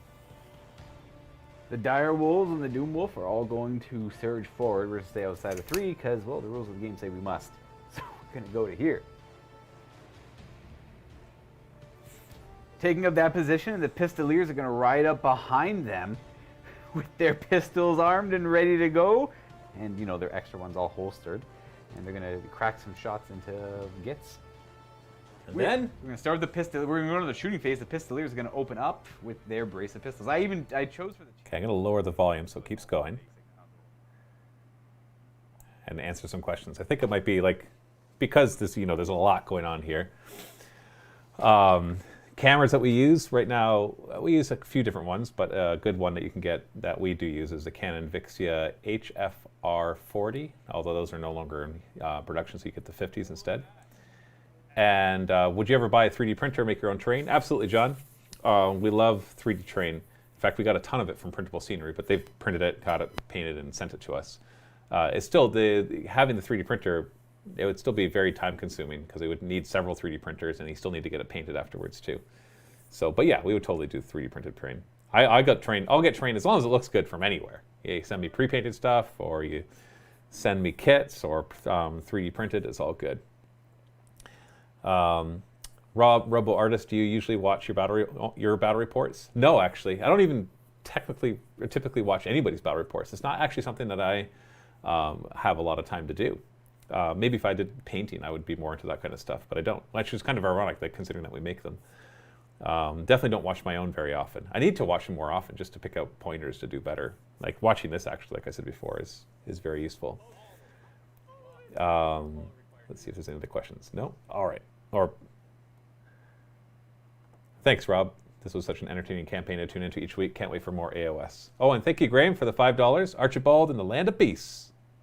Don't get enemies with them 3. Yeah, 20 shots. Yeah. They only get 10 instead. Okay, all the 10 crossbows. I forgot the marksman last time I did the unleash. Yeah, and there go all my It shouldn't squigs. matter. Just like These that. hit on 3s. Yeah, +1 to hit, right? So we have 2 misses. Yeah, they hit on 4s normally. And then they wound on 2s. So they hit their mark and hard. 6 of them. So 6 up save. Ooh. Oh, that wow. was a 6. No. You see that? The table It help. betrayed me. So 3 more die. Ooh. It's all but one of them. Keep you locked in there. Yeah, might as well. We did forget at the end of the hero phase for you to move that endless spell. Yeah. It was 8 inches. It doesn't do anything in the hero phase, but allows you to, plant it deeper there. It just wants to go right Now there. remember, anybody whole within 12 inches of here doesn't take Yeah. battle shock. So. I can't do nothing about that, but I can get those squigs in front of me. That's right, because they're going to still be alive after this charge. They might be. They might be. Maybe. Charge the clock. Yeah, we are going to go with that. We'll go with Remember, I have Unleash Hell. Nikolai. Ooh. All the more reason to go with Nikolai. All right, Nikolai. And he goes. Ooh. What I get? 8? What an Yeah, where are you outstanding going to roll. go? I come after my... Oh, you're going to stay there. Okay. I'm gonna stay right there. They're going to come after him or something. Would you like to unleash hell against him? Of course. Nice. Here we go. 20 bows. That's like your one. Wait, I changed my mind. I have +1 to hit because I'm at least 15, -1 because of the Unleash Hell, but I forgot you have Lookout, sir. Barely. He's barely, so I'm not going to do it against him because Oh, I'll be okay. back to 6s to hit again. All right, that's fair. I'll wait for the other skeletons. Graveguard. Oh yeah, now I don't charge with them. No, they're gonna. Well, go you in. could. 11. You could just leave them in there by themselves. See how boss he really is, right? So now I'll Unleash Hell on them. It'll be 5s to hit them because -1 +1. No, it wasn't that good. Only 5 hit. 5s to wound. 1 wound. A 5 up save, which that's a 3, and a ward. No. I kill one. Yeah. This guy gets hit on the way in. We are then going to charge with the dire wolves on the other side of the table, and they're going to They roll made it. 11. Wow. Wow. Wow. Wow. In they go. That's only going to be 4. And +1 to hit and wound, Or right? 3. Oh, I guess I can go up. Yeah, you can go up over there, but just remember to keep coherency if I get somebody else over there. Keep coherency, right? That's a rule. No, you can fit them right. I love how I keep telling him to You do did it. bring the spider Keep riders coherency, to do Luca. that, but it's not like they can do much. Oh, I'm having a hard time. There we go. So, beginning of the combat phase, where do you want to fight first? Well, I don't need to fight with those wolves. You might be surprised. They get pluses to wound when they have enough models. Wow. I got like 10 wounds to lose, 9 wounds to lose Okay, before I okay. lose attacks. All right. We'll go with the Graveguard first. I have a command ability I should use, so I will. I'll go with Nikolai using the Blood Feast or Spirit Feast. Crimson Feast. Crimson Feast. +1 attack. +1 attack on Graveguard. Yeah. Well, you got a crap ton of attacks. Absolutely. 3s to hit, no rerolls. 4s to wound, 6s do mortal wounds in addition. I think you're going to probably have killed everything anyway, so it's 5, 6, 7, 8. That's 16 damage, 17, 18, 19. Okay, you didn't kill everything. That's 9.5 of them dead. Both Luke and I found it weird that Graveguard have 2 damage on their weapons. It just seems like that. I think that was what was weird. Just comparing them to other units like the Great Swords, it feels like a typo that they're 2 damage. As they do the extra mortal wounds, and they do a devastating amount of damage, disproportionate to their wounds or to their points. So let's go 5, 6, 7, 8, 9. All right, they're going to run, but you know, whatever. Well, I am going to choose to go with the Stabbers next. And they're going to surprise you with their killiness as they go in there and stab you, and they backstab you. Here's the regular Stabbers hitting on 4s, and then this is the leader hitting on 3s. And then we will wound on 3s because there's at least 15 models still. Ooh, that is 6 wounds. And then we got the Nettas. That'll be 4s and 4s, 6. So 9 wounds in total. 5 plus 6. Oh, jeez, look at you go. And they're empowered by the gravesite. Ward. Nope. No, nope. they're not. Nope. So 2 of them die. So that's and 1, 1, 2, Don't lose- 3. Don't lose your coherency. Should All be right, okay. all right. That was something. And then we're going to Archibald, who's going to pile in there and take a swing at that Boingrot Bounder with his Zweihander. 3. Hey, we got Mortal Wound. Hey! And, hey, 2 at Rend 2. Yeah, he's it. Oh, and good job, Archibald. 6 up save. Well, then these 3 squigs are going to jump and attack your Vampire Lord. Oof, I got no command points. So 6 attacks. I was like, 4s to hit. Oh my! Oh, How many wounds does your Vampire Lord I have? believe he's 6. All right, I'm gonna one-shot him right here. Threes to wound. Oh no, just 3 wounds. -1 though. The 4 up save. It goes to a 4. Nice. Oh, nothing. Never mind. Hey, we don't ward. I remember he's got the Ring of Dominion. I'm like, oh, I get to use that. Cool.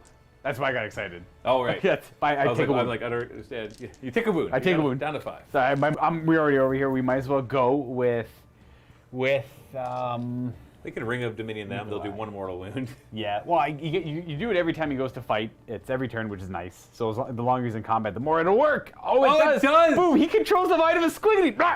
Numbs himself. Bites his tongue. He bites his own tongue. It's whatever your weapon damage is. It's 1. Okay, they take 1 whole mortal wound then. Yeah. And then he'll swing with his Spirit Blade on 3s. Chop.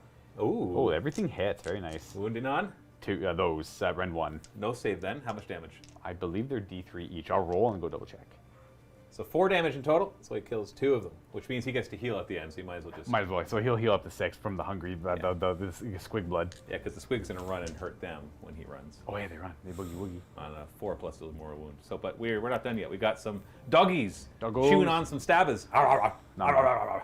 9 attacks because of the Doom Wolf. Is there any negatives? Yes, you got netters out front, so -1. -1 to hit. All right, so they get +1 to You hit don't on the ignore charge. that, right? Because you don't have a No, it's only Vampire Lord. Yeah, and nearby? it's only Death Rattle as well. Oh, okay. But the +1 to wound still holds. 4 wounding so 4 hits. wounds. No rend. No rend. It's a 5 up save because of my shields. I don't know why they have a 5 up save, but they do. Oh, it didn't matter. 4 of them die. Well, they pile forward to take the place of the ones that you kill in the front. And there was even a netter that died, and then somebody picked it up. Battle Shock. Oh, unless. Are they within 6? Did you want to? If I was within 6, I don't want to pile in anyways. No, not yet. It's more of a defensive position for them. Okay, so he'll automatically run, but when squigs run, like regular squigs on the ground, on a 4+, they do a mortal wound to the nearest other unit. So mortal wound to the Graveguard. Ward save. Ward. Close. Nope. So he just like chomps through him as he runs away off into the woods. Stab his bravery's 4 down to 3 near your guys. They lost 4 of their own buddies, so they're gonna lose 6 more of them. Whoa. You don't have anything that makes me lose more because I'm not close to that. Only near the vampire. Or near the endless Yeah. spell. So hold on, how many was it supposed to lose? 5. Dementia, thanks for the $5. Matthew, episode 1. Armies are equal points. Matt in the finale. I outnumber you 3-1, and maybe I'll have a chance. Yeah, the upgrade system throws it off, but also the games are inherently not balanced. Like I brought a thematic squig list. I didn't know how strong he was, so this is me testing the waters. Turns out he was able to handle it, and then some. I probably could have put another 50% on the table, and he would have been fine. But that's just what happens. You don't know exactly how things are going to go. And then even if you do perfectly balance it, dice can throw all that off anyways at key moments. So somebody keeps asking, Kalinex, will we be doing a Warhammer Fantasy campaign? It's been ages. No plans. That's all I can really say. And Al Murray knows Games Workshop has not asked us to help in campaign box sets since the old world is coming back. You lower mine by D3 for every objective you hold, including this one. You don't lower it by D6 at this one. You lower it by D3. I gotta grind my way to that one. Right. So that one, the longer I hold it, the harder it is for you to win. But I still have to basically win by at least 14. Right. Yeah. So here we go. Let's hope I roll high. Big one. D6. Oh, it's a 1. And the 2D3. Oh. All right. Weak ritual. You're throwing off a little bit. I'm trying. All right. I'm trying. Does my bad moon move at the beginning of the next battle round? Yes. So it's going to move to the center right here. So it's going to end. It doesn't really matter where it ends. It's this quarter of the table that is affected by the bad moon. So that gives a bunch of different effects. You can do mortal wounds to you, helps my wizards. These guys regenerate better. These guys reroll 1s to hit. Right. Squigs can run and charge. Spider's venom activates on a 5 instead of a 6.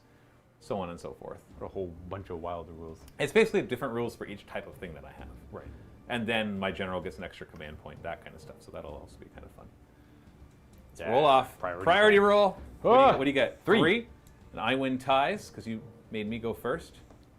5. 5. No double turn for you, good sir. Oh, well. Oh, there's my mouse. I actually gave Luca the option to not have the random turn mechanic in this. I've actually, in previous Age of Sigmar narrative campaigns, not used it. Just because it can throw off the balance of the game a lot. And I know there's a lot of discussions back and forth. But since it's a narrative game, you kind of want to have a better flow. But he was like, no, I want to keep it. And it worked out fine. The double turn, like the random turn mechanic is good and bad. Like it can still work. Part of me wants to do leadership, so I will. I was debating on Finest Hour, but it's not yet. No, Dang it. nobody wants extra command points, No, apparently. It's the swamp. We're going to try to dispel your endless spell. Good luck. With my little guy. All right, so 8. here. See you later, alligator. Woo! And now we're going to try to summon that big mushroom again. It's a 6 to cast. I'll keep the 7. We'll try and give her that needing an 8. That's a 7. No, you don't. All right. Ooh. It has a range of 6d6. Yeah. Very random. Whoa. Ooh, that's a pretty good roll. Yeah, so it's 10, 20, 24 inches. And the mighty mushroom of Mork rises up out of the ground, spewing forth its spores of deadliness. What a horrible spot to grow. I actually forget at the start of my hero Spores phase, of the deadliness. Shaman gets me an extra Very command clever, point of 4+. Matthew. Nope. All right, it's his finest hour. He's going after your vampire lord. I don't even need to move. I'm basically going to just... He's 2d6 inch move. Oh, there we go. That's right, they have random move. Oh, I got to check to see if... Are any of your units within the bad moon? The answer is no. You're not in my quarter. My quarter basically just comes to right here. Miso says, unpopular opinion, the random turn's the best thing about Age of Sigmar. Is that a bad thing about Age of Sigmar, or are you saying that's a good thing? Like, it all sucks, but this is the only thing that makes it good? Or, like, that's really good, and this makes it even better? We just play with it. It is what it is. We have fun with the game. I wouldn't say it's the best thing about the Age of Sigmar, because I don't find game mechanics are the best thing about any game. It's the theme, it's the models, it's the narrative you're telling. That's the best part for me. Done a little better than that. My trolls will go forward. We're going to give them options of where they're going to go next. So they're going to come to here. Oh, no. And as they're looking forward, the pistoliers are firing forward at the grots. All of a sudden, they don't even hear it. Their little strands of magic open here, and Why is it got to be like that? he just lands in the back. They don't even notice it. I know, it's the worst part. I know. Steven Swamp! Start of the shoot phase, the spores go out. So we're going to hit, I've positioned it so it hits a lot. So it's going to hit all 8 of those Graveguard. So we roll 8 dice, every 5 up is a mortal wound. Oh, just one mortal wound. Ward. Lucky duck. Nope. So one of them dies. Ugh. As it spawns mushrooms. The Vampire Lord and a 5+. Nope, he's fine. The handgunners in the back, 10 of them. Oh, Is that 5 of them. 5 of them just like They sprout mushrooms. No, they sprout mushrooms all over their skin. It just tears through Oh, everything. that is most unfortunate. And they start puking all over the ground. A horrible death. That was inspired by the book called Gloomspite. It's a fantastic book that really brings the Gloomspite Gets to life in their bad moon. So highly recommended. Good Age of Sigmar novel. Ooh, 3 mortal wounds. That kills 1.5 of them. Oh, wait, maybe. I don't think there's anything nearby them. There's a grave site, right? Does that not get them? Gravesite's too far away, too. Well, it kills the 1. How many wounds was it? Sorry? It's 3. So you could kill the one that's far away and then ward and save the... And Miso, it's okay. I know you're being hyperbolic. And yes, John, that's the spider being like from the Lord of the Rings. That's where that comes from, like where it just like slowly comes out. Huge thing, so super quiet, very eerie.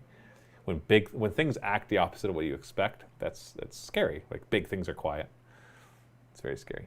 We're gonna start shooting. We're gonna start throwing rocks. I gotta roll 3 or less because that's how many trolls are there.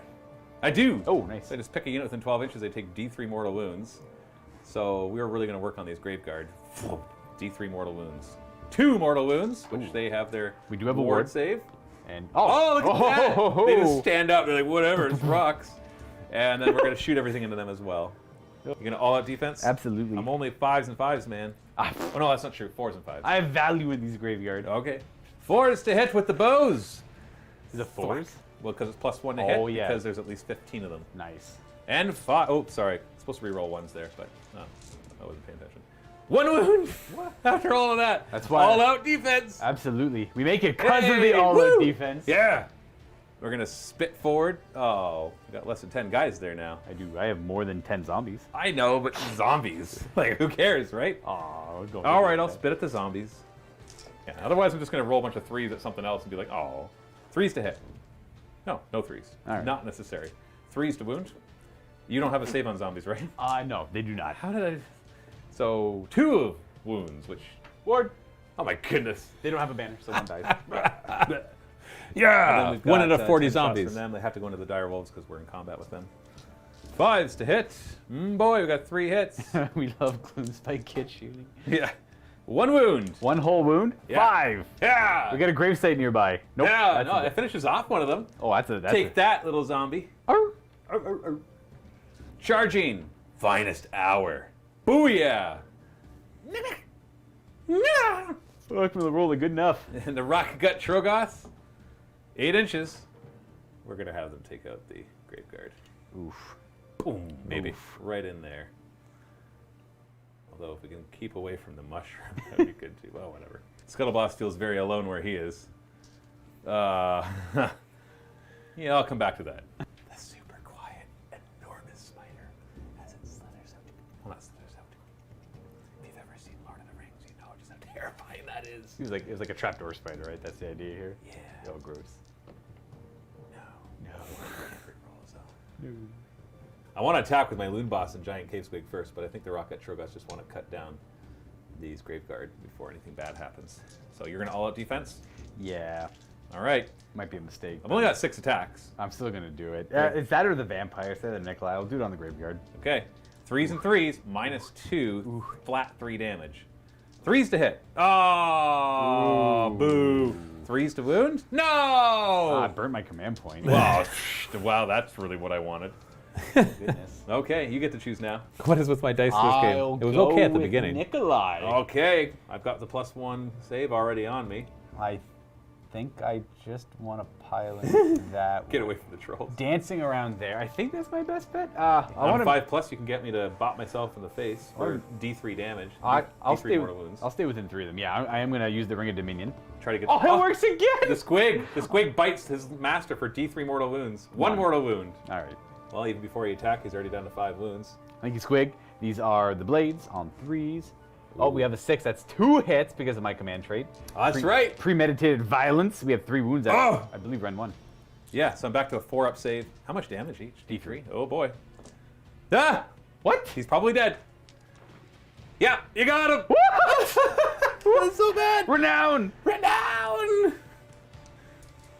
You know what? I'm giving you a bonus. We're gonna give you a bonus renown and 2 extra glory for killing a finest hour character. It just feels right.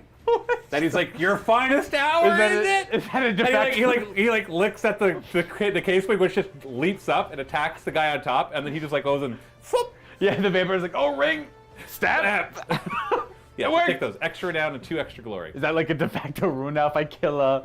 No, because this was just this guy. Oh, okay. If the bigger the deal, I might rule extra bonus stuff here and there. Is that the general by chance? No. Oh, dang. Okay. But it was finest. No, the general's going to be Oh, the... yeah, that makes sense. Yeah, because he's the guy running the ritual. Yeah. Well, let's see if my slit is Yes, John, that was basically the end of the game right there. There's still another half an hour or 40 minutes, of course, because there's more game to play out, and then there's the post-game stuff as well, because that is sometimes more fun to do the post-game stuff than the actual game itself. I got this, guys. Yeah. On a dog. Direwolf has a 5 up. There is a grave site right there. We He take takes that, and then we've got 3 nets now. So that's 9 more attacks. Hitting on 4s. Oh, that's pretty good, actually. Interesting commentary here on battle reports in general. Oh, what happened? Oh, it's going. Whew. I don't know what happened there. It's like it skipped ahead. Anyway, it's interesting. When I'm watching them, I'm like, this is a lot of dice rolling. And of course, I know that's the game. And there's always part of me that's like, how do we edit out some of that dice rolling but still keep the right stuff? It's a lot of work to pick and choose that. And yet I know that some people would be upset if you remove any of it, even stuff that doesn't, like, who cares? Like, I'm going to fire all these bows, and I could just tell you afterwards, just so you know, yeah, so 4 of them died from it. So you could actually just, a shot, they're going to fire at that, and then stop, do all your dice rolling, and then come back and be like, and 14 hit, 3 wounded, and he failed 2 saves, and we killed them. But you lose the moments. And the problem is you don't know when you're going to get those moments, because you might think you're doing something that doesn't matter, but then you roll certain things and it's like, oh, I didn't know that was going to be so awesome. I wished I had the camera on. But if you have the camera on all the time, then you've got a post-production. You have to edit out all the other ones. And so the happy medium is just, leave them all in, I guess. And so I'm just watching this thinking, oh man, this is a lot of a lot of dice rolling. But that's just basically what battle reports have to be, without serious amounts of editing, of course. So 1.5 of them will die. Well, more guys might run if you're... I don't know, what do you think? Just tell me in the chat or comments what you think. Should there be less showing of the dice rolls and battle reports in general? More of it? We're back to having a bit of, I'm gonna try the other video now that we're seeing this again. See if we can instantly make it better. Because I actually finished downloading the other video.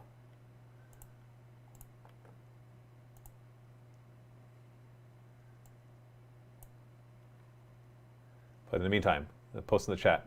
Do you wish that they were edited down more? Or do you wish that we just included everything and made them longer? Or do you like the happy medium that most battle reports are at? All right.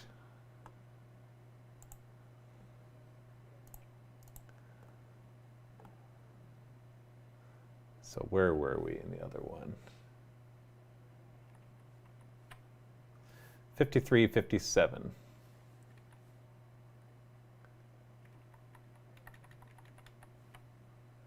Let's go to that. Why aren't you showing me a timestamp? Oh, yeah. Oh, there we go. Are going to turn tail. So they're normally bravery 5 up to 6? Up to 6. And then 7 because of the bonus I gave them for being in this army. Correct, yeah. So, how many more running, sorry? See if that does better. 3. Oof. 1, 2, and we're going to lose the banner at this point. Who cares with the bravery? He's actually going to drop the banner and run. Also, feedback at this point if you're noticing that the quality of the streaming is better now that I have this. Of my turn. Or worse. Absolutely.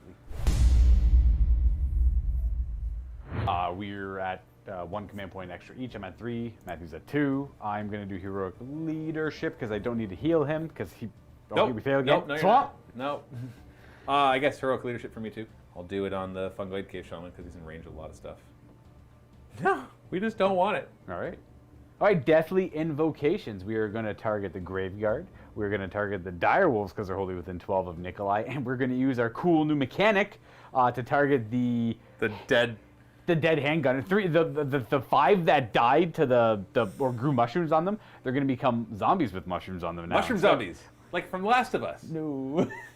Those could be D3 Graveguard, so it'll be 2 Graveguard. It'll be this guy healing, and then how many zombies stand up? 3. Oh, 3, cool. Cool. We get to see it. I'm so excited. And the fun part is, the thugs in the back kick those zombies forward. They're not even afraid of them. They're used to this, actually. They're used to this. It During happens the all the Civil time. War, it happened all the time, so they grab the zombies and literally throw them forward. So they'll be the first to die, right? Yeah, typically. Yeah, and then 2 Graveguard come back. Oh, yeah. Now, when it comes to the mechanics of the game, for determining when things are permadead, essentially you roll a die for every model from a unit that was destroyed, or killed, or ran, and on a 1 it's permadead, and you got to spend glory points to try to bring them back. In this case, those zombies still have to be rolled for. And, and I know that you're like, well, but now they're zombies, so how do they even keep going? It'll represent like more thugs joining Like that he doesn't roll. Yeah. When he rolls 1s, it shows a decreasing morale. But these Graveguard don't have to roll now. So the undead, the summonable ones that come back, they don't have to roll at the end of the game. Right. Unless they're killed again, of course. Whereas those ones still do. Because obviously you need fresh recruits. I'm actually going to go like this because I forgot I have Direwolves that can come charging in, so we're going to just reinforce over there. Okay, should be happy. We're going to go ahead and cast Von Hell's Dance Macabre from Yethek the Reaper. We got it with a 7. I will try to stop it with my Fungoid Cave Shaman. I will re-roll that. That's smart. And I stopped. Okay. No well. dancing for you, zombies! Well, then we're going to go over to Nikolai. So like some of the comments on dice rolls, most people seem to like it the way they are, maybe edited down a little bit. Dr. V said movement could be cut down or cut out. And we do cut movement a little bit. You'll notice that if we're moving like 40 guys, it'll show the first couple, and then it'll just show, and then all of a sudden it'll skip to the end. Or in dice rolls even, it's like you roll, a lot of times we'll try to cut right there, so that's like it's a lot quicker. It's never perfect, because you can't predict all the time, and sometimes you get tired, and it's a lot of work too. So it's kind of finding that balance in all of it. But I think if like somebody were asking me what's the most important aspect of making a really good battle report, like there's all the technical stuff that you kind of need to get down, but the most important aspect is that both players are laughing and yelling and just full of vibrant emotion, even if it's like screaming at the dice as to why they are betraying them. And I think that's really in the end what people are here for, right? Like, yeah, of course you're there for the technical stuff. You want to learn how to play your armies better and things like that. But I think it's you want to watch people have fun. And I know there are other channels that will do the technical stuff a lot better than us. And I'm not saying that they're not fun as well, but we've tried in the past to be like, can we be more technical? And every time we tried that, we never see, like, but there's always some people who appreciate it, but we never fully see the benefit of that. And every time we're just like, you know what, let's just have fun. Do goofy things, have fun. Some people will comment that they don't like that, but for the most part, we've always seen better views and better vault signups and better response to that kind of way that the way that you really approach it.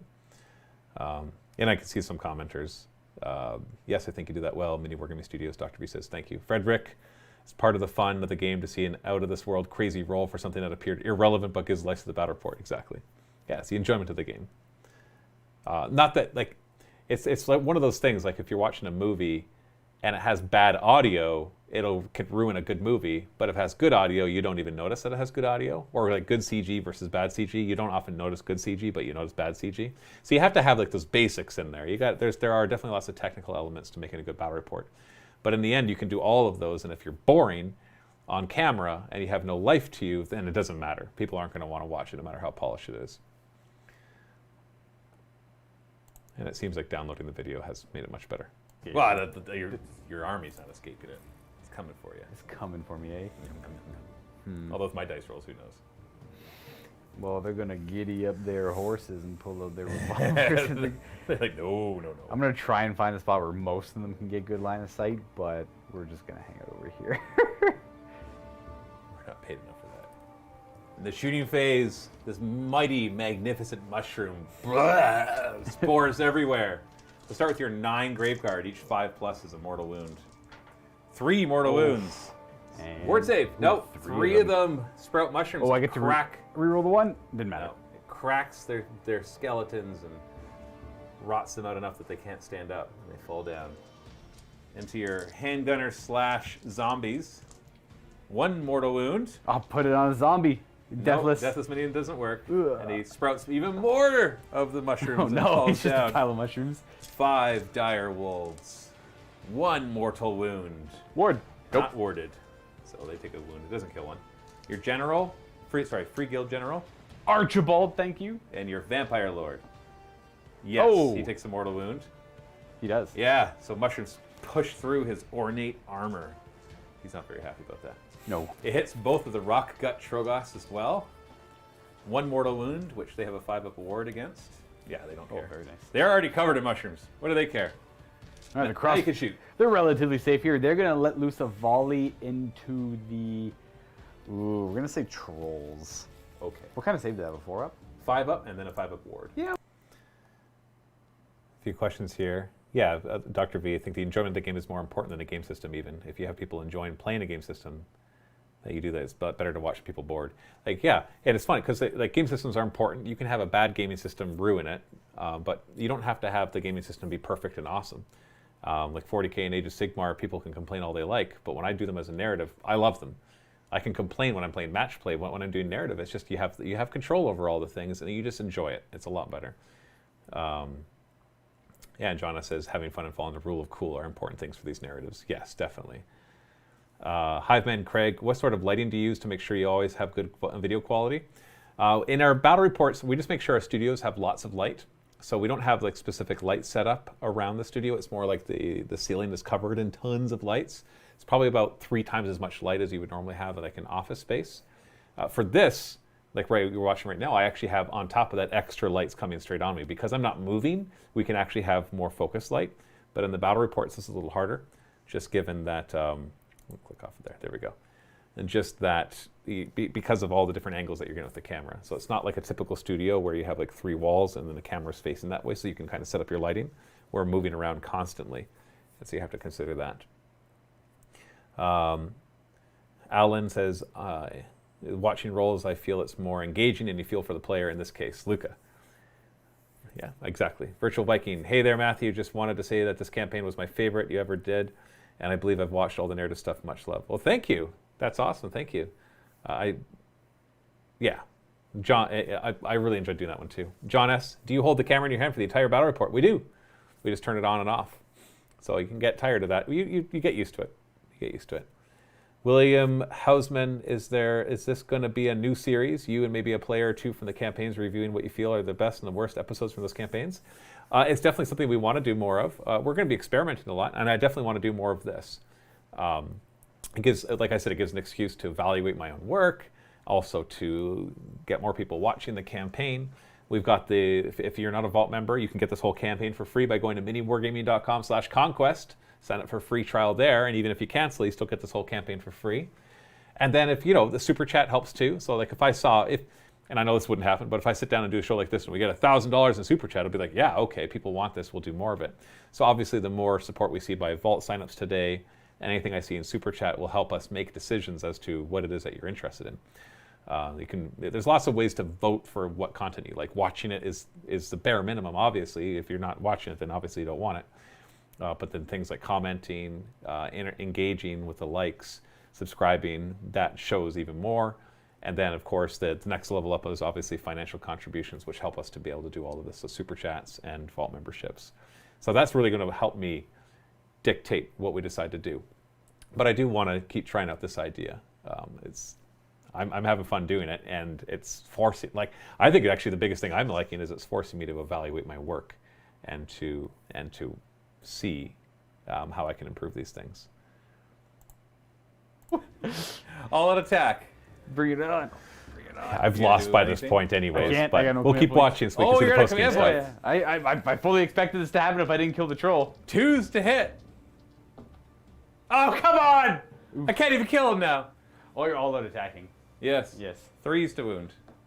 I wounded you at least. -2, 3 damage. Well, that's going to be a 5-up save. And 3 damage? I only got 2 dice here.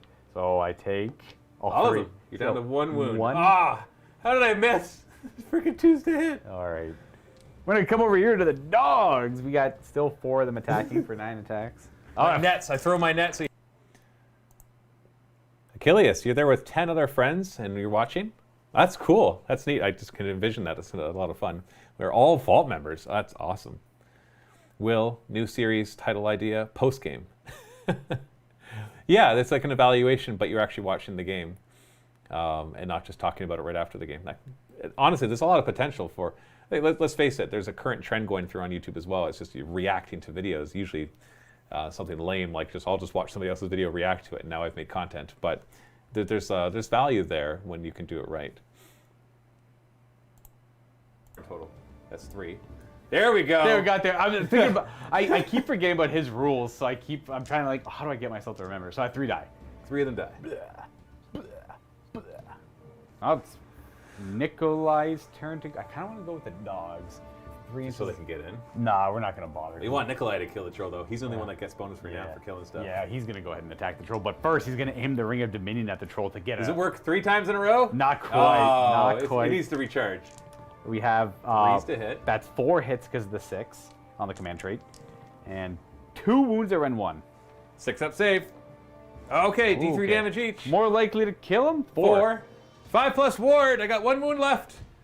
Oh, you got him. By himself, he would have got him. Hey, look. Yeah, he's a hero. All right, go take that renown. Oh, heck yeah. Oh, is he... Ready to be embarrassed? The shooters are going to come forward. Okay, this is my Are you favorite gonna go part. to your immune My to battle favorite part shot, is Laura? coming up. You betcha. Oh, my. I've lost the game. At this point, as the GM, my job is to make this as interesting as possible, so I'm going to make you pay for it. You're going to stress me out? Yeah. Every model that goes down is a possible model that is out of your army for good unless you pay the points. Yeah, no, I know. one like, wound bring left forward on brings his- your on his direwolves main in, but, character. Like, let's just admit, I've lost this game. I would normally have conceded by now. Yeah, I don't understand But- either. It's not like my army's overly good or your army. It's just you rolled so Oh, poorly. it was so bad. It was so Because those bad. trolls could have done it. There's so many times I could have done better. All right, but really what matters is these 2 shooters. They're gonna stab you. Stab. I got I got my slitter. 5s and 5s because One I've wound done left. 14 models. good old graveyard. Yeah. You ready? Oh, absolutely. Not really, but okay. Here we go. Oh, we got one. You've only got one wound left. 5's the wound. If you die to this guy, I'm taking away one of your renown and glory. It's called embarrassing death. Ignominious? Is that what it is? Oh! Oh! Man, the odds of me dying are so much higher now. 3-up save. Oh! 6-up ward. Oh my God! You're alive. Okay, I got to pause for that. See, that's what you would miss. Like, you would think those two grots have no chance. 5's to hit, 5's to wound. He's got a 3-up save and a 6-up ward. It's not getting through. And so we won't show it. And you would miss that. And so, like, and if you had, and him passing it is just as epic as him failing it right there. And so that was such a good moment. And it was just silly, right? But it gets even better. That was way more stressful than it should have been. First 5. Oh, okay. Whatever. Second 6. 1? Man. Even if I greatest hour or all out defense. That wouldn't matter. It didn't matter. Oh my goodness. Okay, I got the rest of the attack at Graveyard. All right, so 7 more of them into your Graveyard. Who cares? Hitting on 5s. Wow, these guys. Why am I not fighting with these guys all the time? 5's to wound. 2 wounds. No rend. 5-ups on them. Okay. Jeez. 2 ward saves. He just kills him. Like the standard bearer. He's a hero. Oh, okay. All right. Oh, I still lose the guy though. Needs to be the guy in the end. Actually, no. You're, No, you're down to 5. Yeah, so we're down to 5 now. You're good. Boom. And now you're millions of zombies. I can't afford to pile in to get extra attacks because I'm already at my wholly within 12 kind of limit. So even though they have a great Well, pile he's in, here limited to him anyways because he's walls to the, or his back to the wall. 5s to hit with the zombies. Oh, we have the kind of dragged down and torn apart rule, I think it's called, or some zombie attack rule. It's called the. So 3 mortal wounds as the attack sequence ends though. It's called a And then enough. Look it up. one savable wound. Well, we'll try to save that wound. We do not. So that's that's 4 in 4. total, which he has a 4-up ward. This is the future or something. 3. Oh, nice. You almost killed him with that. He's down to 1 wound. Oh, Now you get to attack the Scuttle Boss. There should be Lots. attacking Spoder Boss. 5s to hit him. I just Oh, rerolled you the just drop dropped to a die die. on the ground. So we have 1 mortal wound and 4 hits, which wound once. Saving throw. Yeah, he failed that and took a mortal wounds. He's down to 4. My Spider Riders here will pile in. And we'll get... There's still another good moment coming up. Any upcoming 40K campaigns? Yeah. We have the next ones. The next 2 that I have planned. I'm currently doing this. This is not a test one. The next one is a hybrid BFG, Battlefleet Gothic, and 40K one. And then we're going to be doing a Death Watch campaign again. So those are the 2 planned ones. And then we'll see after that. John, you guys need to put that image of Luca looking at his roll of 1 on a shirt. And Rodney, yeah, even with the result being that he saves it, it's a cliffhanger when he failed to save and all it hung and it all hung on that 6-up roll. Yeah, whether he made it or failed it, the fact that we got to that point was hilarious. So, and those are the moments you want, right? And you can't plan those. 1-6, and Yeah, see, that's why I brought him in. Who cares? Oh gosh. Fungoid Cave Shaman will attack. Actually, I think I can do these all together. Yeah, you don't have a save, so the rend doesn't matter. 4 is to hit. 4 is to wound. No, there's 1 wound. So gets the zombie on a 6-up ward. Ward. Nope. Kills the zombie. Kill you. Boom. And in combat, you killed a model with your Vampire Lord, so he drinks the troll's blood and regenerates D3 wounds. He's gonna go up to 1. 2. He doesn't deserve it. We're gonna kill him. But to kill you. Battle Shock. I think you're fine everywhere. You could inspire them over there. I have none to do. Yeah, I might as well.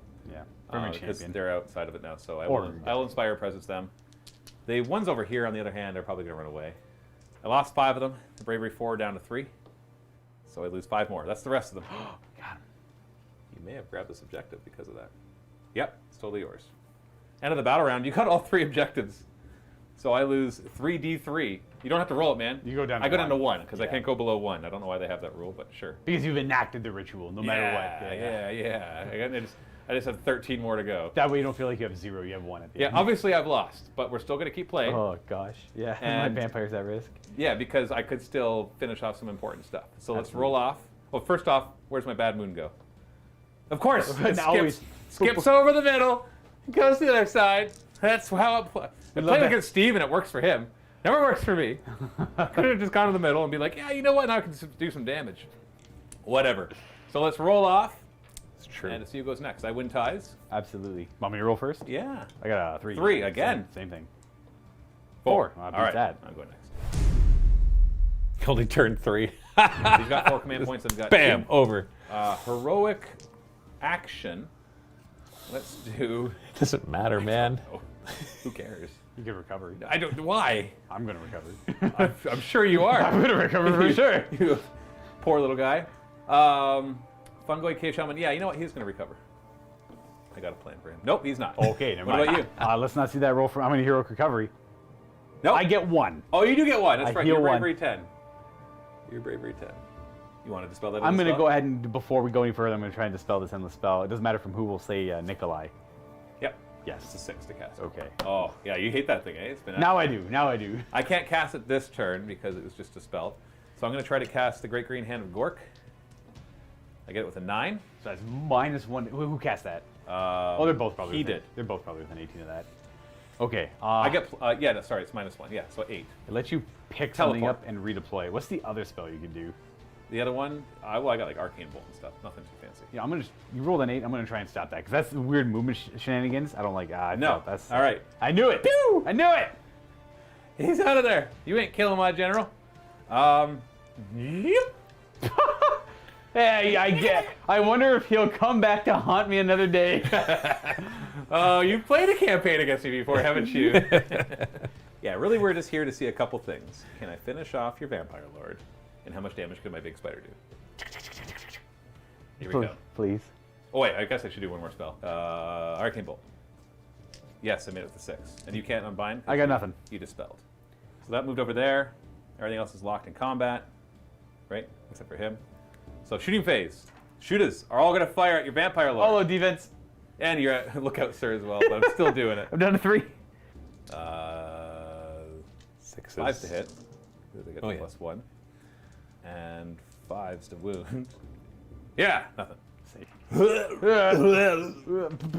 Just bombard that general area. Yeah, 5s to hit because of lookout, sir. Don't be concerned with Oh, now he hits properly. get life. 3s to wound.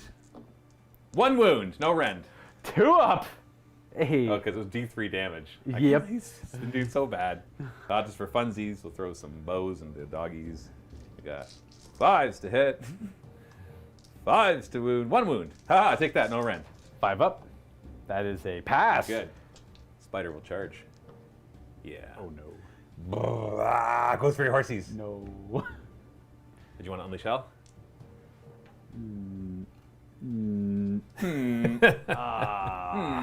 Yeah. I mean, no.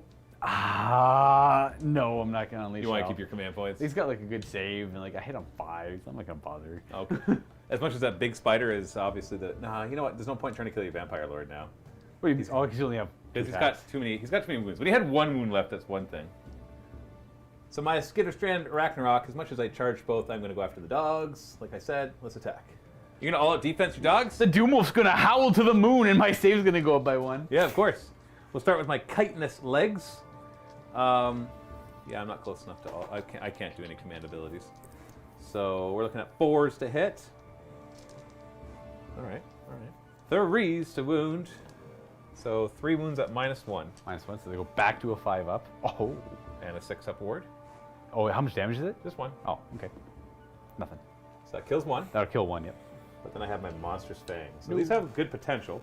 They're 2s to hit, but 6s do D3 mortal wounds instead. 3s to wound. So -1. 5 ups. Make another one. So that's 3 of them basically doing D3 wounds each. So we're looking at 5 wounds total. 5 wounds of the ward. We make 1, so that's 4. 2 more dogs die. All right, so we ate a bunch of dogs. Bloop. Bloop. The dogs are gonna go ahead. And we can get on in here and swing at some spoders. And attacks still.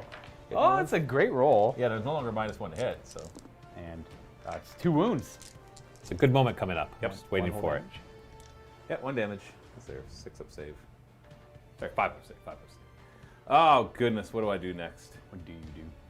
What do I do? Doesn't matter, shoot us. Matthew. We're going to try to kill more Graveguard No. and dogs. Everything. Just kill everything around them. Everything that I can. It's just I'm just like not going to bother with the Vampire Lord is what I'm saying. 5 into the dogs. 5s to hit. 5s to wound. That's 1 wound on the dogs. Hey, it could kill 1. Don't have to worry about breaking your coherency, though, because they can still pile in. 5. And 6 up. Oh, no, ward. I'm like, oh, I failed the save. So. I killed the dog. I know you're like, what? This little I grot did failed? something? 9 attacks against the Graveguard. 1 hit. Nice. Nothing. Ah, great. I'll go with the zombies. I'm not going to bother piling them in. Could come after this guy. Nah, but you know. Bye, Hive Man Craig. I've moved them enough this game.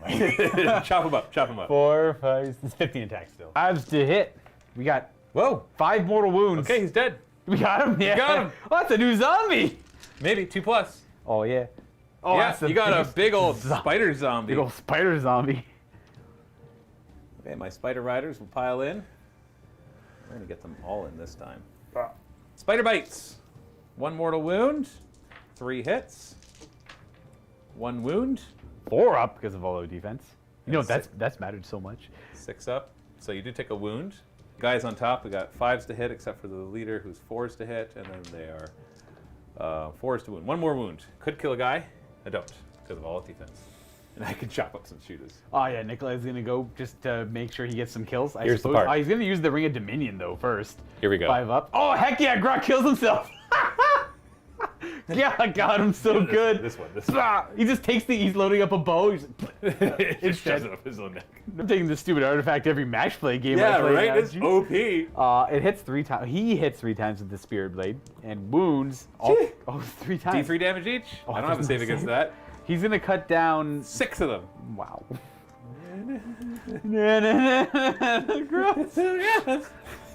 I'm gonna go now just so I can fix the direwolves. Yeah, you don't want to coherency. accidentally kill them all. Yeah, with the- exactly. And then they're all chained There you good. go. They're happy. We got 3 of them attacking. They hit on 4s, and they're gonna wound on 4s. That's 4 Whoa, wounding jeez. hits. All right. 6 up. Four. Let's kill 4 more. Oh, All right, Graveguard. Finish the job. Finish the job. You want a command point? Absolutely, Crimson Feast. That's All right, good. then I'll just remove those 3 grabs. So what we're gonna do, because I'm gonna call the game over, but essentially, yeah, because they could have run away, and really it's just the direwolves that are gonna I get thought there was caught something between that the happened there, spiders. but maybe we talk about it afterwards. So we're gonna remove the rest of them and allow them to get away and call the game over. Thank you, Perseus. That was an awesome campaign. Thank you, Matt and Luca. Thanks for the good comment. And there's somebody who mentioned the Imperial. Hiveman Craig said, I love the Imperial Knight campaign with the custom rules. That was a lot of fun to do as well. It's a good example. Like Josh really wanted to do Imperial Knight campaign. I'm like, oh man, that's going to be really hard to make good. But then I'm like, well, I'll just customize the heck out of those rules so they're actually interesting. And it worked. It wasn't perfect. but it worked. You kept them alive then. Yeah. So they ran away this way, And they run go that away, way. and then you do double turn and you get away. Okay, Yeah. actually that was a good call. That was a good call. Because I forgot that, yeah, you could just do that. So you double turned! You saved your direwolves! Okay, so you stopped the ritual, and that's a major victory too. I'm gonna destroy the crap out of that thing too. Yeah. Screw that. You know what? We're killing anything that tries to run away. Literally the order goes out, kill all grots on site. But one little fungoid cave shaman That guy I don't get. glares at you from a distance. But we try. The vampires like make sure you to Archibald. You send men out, find him. I don't find him. Oh, you won't find him. I won't find him. No. He's gone into some cave, some deep underground. To Why? muster his forces and bring the bad moon one other day. So now what we're going to do is we're going to roll for your casualties. So we're going to go. It's interesting playing with Luca because he really gets himself invested in it. Like he gets emotionally invested in some of the stuff as well. Like he actually feels the pain of loss to the point where it can bother him. And I love that about him. I don't know if he loves that, but I love that because it makes for a really interesting reactions. So he's great for that. I can't imagine that the spores. Five of the Graveguard. Okay, could I roll for the Deathly Invocation for a couple turns to see how many might come back? Nope. This is what I mean. It's over now. Game's over now. You're trying to kill my guy. Hey, oh, 2 two Graveguard Graveguard are gone. dead permanently. Well, yeah, not permanently. Oh, Until you that's right. recuperate Good, them. yeah. And then 6 dogs. 6 dogs. Oh no, 4 dogs are gone. All right, so let's write that down. You know what? This is bothering Luca a lot, and I understand why. So you would have had 2 more turns of Deathly Invocation. So we'll do 2 more turns. Right. Okay. All it would matter is on the Because there would still be more casualties right. from other stuff. All it could affect is the Graveguard, so they would get 2d3 back. So only 3 come back. So okay, so 2 of them are dead now, and then- none of them are permadead. Right. Now you could have brought back. So try twice. I have to do it first one. Nope. Doesn't bring anyone back. Doesn't bring, Okay, so I so they still still lose use that. those 4. And then the zombies would have 2d3 come back as well. All right. And then So that's 4 less. Yeah, when I told Luca, no, the game's over, you can't do any more Deathly Invocations off camera, he was like, oh, it's really bothering me. And I'm like, fine, you could do it, because he really cared. He really, really cared. He was so into it, and caring about those Graveguard. So it's funny, that's great. I'd love to see that. I'd love to see people care. It's the worst thing that you can get when you're a dungeon master, is a player just not caring about the narrative you're creating or the game that you're running, and they're just there because they have to be or because they got nothing better to do. So, and Luca's paid to be there, and yet he puts that in. So it's really fun. It's very satisfying. For them surviving the game. And you'll get some bonus renown for your Vampire Lord. It's 2 bonus renown for his major victory. And then you get to pick one unit to get D6 renown. Okay. We'll talk about that in a second. Sorry, I should also point out every unit that ends within 6 inches of an objective, but we have these units running away. So obviously, yeah, they would have closed into the objective, as would. So basically, we'll say every unit except these 2 that ran. yeah, because they're boogieing. Could basically be within. So they get 1 extra renown for being within 6 inches of an objective. So you get 1 guy to get D6. Right. Who do you think was the coolest? Probably, honestly, I think Nikolai was. And I want to say Right. the coolest moment is not when he survived the Loon Boss on Giant Cave Squig by having the Giant Cave Squig eat the Loon Boss with his Ring of Dominion. And then died. Not when he charged in and killed that Shurgoth that was trying to beat up all his Right. Graveguard and tried to kill him. No, and actually not almost that. did. It was when that little grot jumped up, stabbed, got through his armor, Right. and he pulled a Thanos by holding up his Ring of Dominion, which I picture as him making a 6-up ward, and the dagger's right near him, and then he just looks at him, and then he just shakes his head and he says fitting words, and then he just turns his fist, and all of a sudden the guy turns and pulls the dagger. He's like, ah! You just see the despair in the Grot's eyes, like, oh no! What a surprise! This vampire's gonna kill me! And then he kills him, and then he drinks his blood and gets D3 wounds back. And he gets his wounds back. Yeah, absolutely. That's It gonna wasn't the troll's blood he drank. It was that little Grotz. the Grot's. And He's that's, like, this is a worthy adversary. and that's gonna be D6 renown. 2. Oh, and because it's just a Grot, you only it's get only 2. Grot, but that's 7. Is he at 7 now? Because you gave Oh, me, yeah. you gave me the extra one for the heroic action of killing the Loon Boss when he charged in. Hey, you know what? You earned that. Because you said that was so cool. He gets his first upgrade then. So I have a custom table for the Vampire Lord. I love how we're already in the middle of the first game, or at the end of the first game, and we're already reminiscing over our favorite moments. That's always a fun thing to do after a game, is to talk about your favorite moments. So I just love the fact that the video's not even over yet, and we're already reminiscing. He can still cast Yeah. a spell. And the other one is +2 to his wounds, which he got really close to dying. That's right. Oh, Matthew showed me these before we started playing. Like, this is the one I had the hardest decision on. Yeah, so every single one of these steps, he chooses one of them, and he can never, ever, ever have the other one. This is like Dark Revenant or Dark Acolyte. Right. Yeah. Oh man. Man. That was 'Cause the inspired. two, like the You want casting. both of them, right? The Obviously. That was inspired off of the Warhammer Fantasy rules for upgrading your Vampire Lord, I believe. I got a lot of those from that. Somebody asked, Perseus, what was the big inspiration for this campaign, may I ask? It started off me just asking Luca what he'd want to play, and it was Soulblight, and then we started talking more, and it became about the vampire, and then he talked about the Sylvania stuff, so I started theming it around that. Then I just chose 2 realms, made maps, and then just took the Path to Glory system and bastardized it a little bit and modified it to my liking, and then just went from there. And it's just, that's kind of it. I don't try to get too far ahead in my ideas because things will change, or I just don't know how it's going to go. Chris, such a class campaign, makes me wish I stayed in Canada. We had tons of fun. We'd have tons of fun, Matt. Well, could always come back, right, Chris? I don't know, maybe. Will, yes, a great game of gentlemen opponents. Western Civilization narrative campaigns have high rewatch value, not the same with anyone else's content. Well, thank you. I would hope so. Okay. That's a hard. I'm glad that you had a hard choice. That's a hard choice. Yeah. I wanted to make it that way. When he upgrades again, he can once per battle summon direwolves or fellbacks. So he ended up choosing or can cast he can give a -2 one extra bravery spell, penalty rather than 2 bubble extra in wounds. 12 inches, which you can see can really combine with stuff. At the next level, he can do a command ability once per turn without spending a command point, or gains always strikes first. And the last one is like really awesome. You can just look this up on our rules. Now we look at glory points. So we played at the 1500 point level. So you fought, you get 10 glory points. You won a major victory, that's 5 glory points. Your warlord. It was interesting trying to use the Path to Glory rules in this. It didn't quite work. The Path to Glory rules, I think, have a lot of potential, but like the Crusade rules, are kind of bare without the books coming out. And the Soulblight Gravelord's book had not yet come out when we were filming this. And so now seeing those books coming out, I can see how they're starting to flesh it out. Although there's still the rules for outposts. They never actually give you rules for it. They say that you get 3 outposts, but they never say what they do. And I thought that would come out in the faction books, but it never really did. Frickin' peanuts, would you think of having more upgrade options? Well, see, this is where it's because I know I'm just doing this once with Luca, then the 2 is plenty, 2 per level. Now, maybe I would have added in upgrade options for Archibald and for Yethic, just to make them more interesting. But if I was making generic rules for lots of people to enjoy, then you got to expand out. You have to plan differently. You have to create differently for that. You have to plan. It's a different challenge. So in this case, no, I wouldn't want to have more for Archibald. It was already good enough. But maybe I would have added them in for the other heroes. This is probably the change I would do there. I'm just changing it that they automatically get a renown, so you just choose a unit. And then if you upgrade that, then it's 2 units. And see, we're just discussing the territories. On a 4-up, they get a renown. Oh, gross. Yeah. Well, the idea is that you're playing lots of games, right? Yeah, that's Here we're true. playing less games in this campaign. We're probably playing between. I think that's 14 and about 16. it. Everything else is just wind down. And I just go on and on about territory rules and the choices he makes and stuff. So I'm going to skip that last bit because I want to get to some Q&A while I still have some time because it's already past 4 o'clock. All right. So let's just zip this back to a nice little title screen. If I can find it. Ready? It is.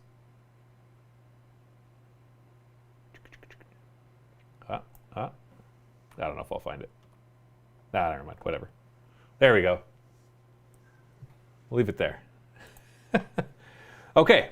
So I'll take some questions at this point. Thank you so much for hanging in this long. I still see lots of you on the stream, so I hope that was interesting.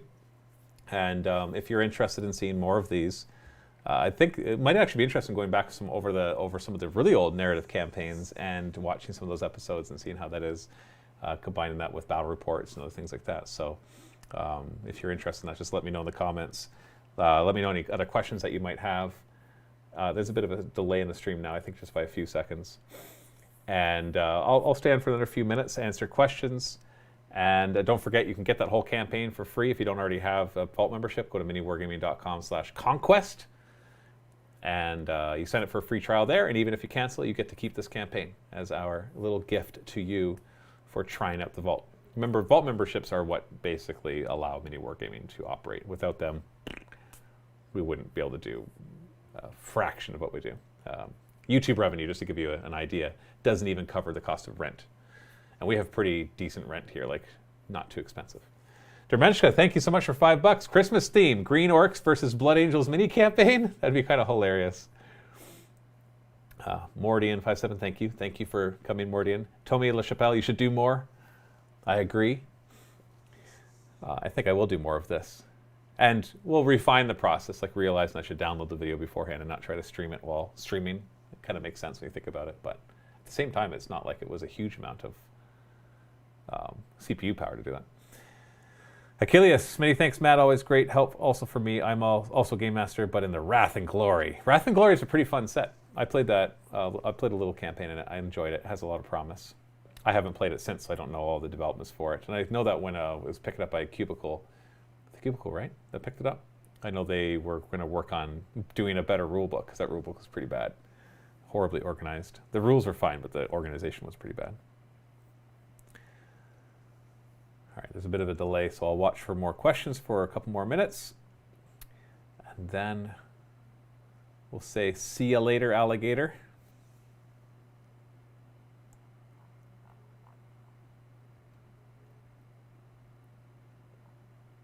Thank you, Raging Mexican. I'm glad that you love the campaigns. Honestly, I love doing them. I'm so glad we discovered doing them. I don't remember how we got the original idea for the first one, the Fate of Fayoum. I think it was from the audience, to be honest. I think it was just little comments here and there about doing like linked games and stuff. And so we did the first one. Frickin' Peanuts, this was such a great campaign. Were there any missions that you wish Luca picked that he didn't? No. No, I honestly developed it so that I wouldn't have a bias towards it. Like if there's important story elements that have to happen, I make sure they happen no matter what. But overall, no, I like giving him the choices. Chris, I would love to see another Conquest of Blood, a continuation or new campaign, but it should definitely be more episodes. Yeah, episodes. Number of episodes is always interesting. We used to structure ourselves to always doing 12, but now recently I've just decided to do as many as feels right. And sometimes it ends up being 12 or 14, or I don't remember how many on this one. I think it was 14 or 16. But yeah, Chris Gallagher, much love from Scotland. Well, thank you, Chris. John, thanks for the $5. Thanks for all the awesome content, Matt. Can't wait to see the future narrative campaigns. Well, thank you very much for the support, John. Mordian, will you do a director commentary of this director commentary video? That would be very meta. Man, that guy doesn't know how to get his technical stuff in place. He should have just downloaded the video and just watched it without streaming it. Maverick, we love you too. Thanks so much for being here. Will, Matt, do you think Games Workshop will do the sort of 40k war zones for narrative settings? Example, Metallica. Could be where outposts get explained. I don't know. I actually have no idea what they plan on doing with the outpost thing. It just seems bizarre that they talk about them. They even put them in bold, like there's a keyword involved. And I thought, well, surely, and I searched every page. I'm like, there must be something I'm missing. And then when the new books came out, the Stormcast Eternals and the Orc War Clans, I'm like, okay, they're going to have rules for outposts in there. Not a single mention of outposts. And so I don't know if they just forgot about it or if there's going to be some sort of Path to Glory supplement which will address it. But I have no idea. It's really weird. Give it a few more seconds, then I will take off. Okay, well, I'm going to finish here. There's a delay, so I apologize if a question comes through as I turn this off. But thank you so much for joining me today. Thank you for all your super chats and for your Vault memberships and just for you being here and interacting with me. I had a lot of fun doing it. I hope you did too. Stay tuned for more of these, and I'm going to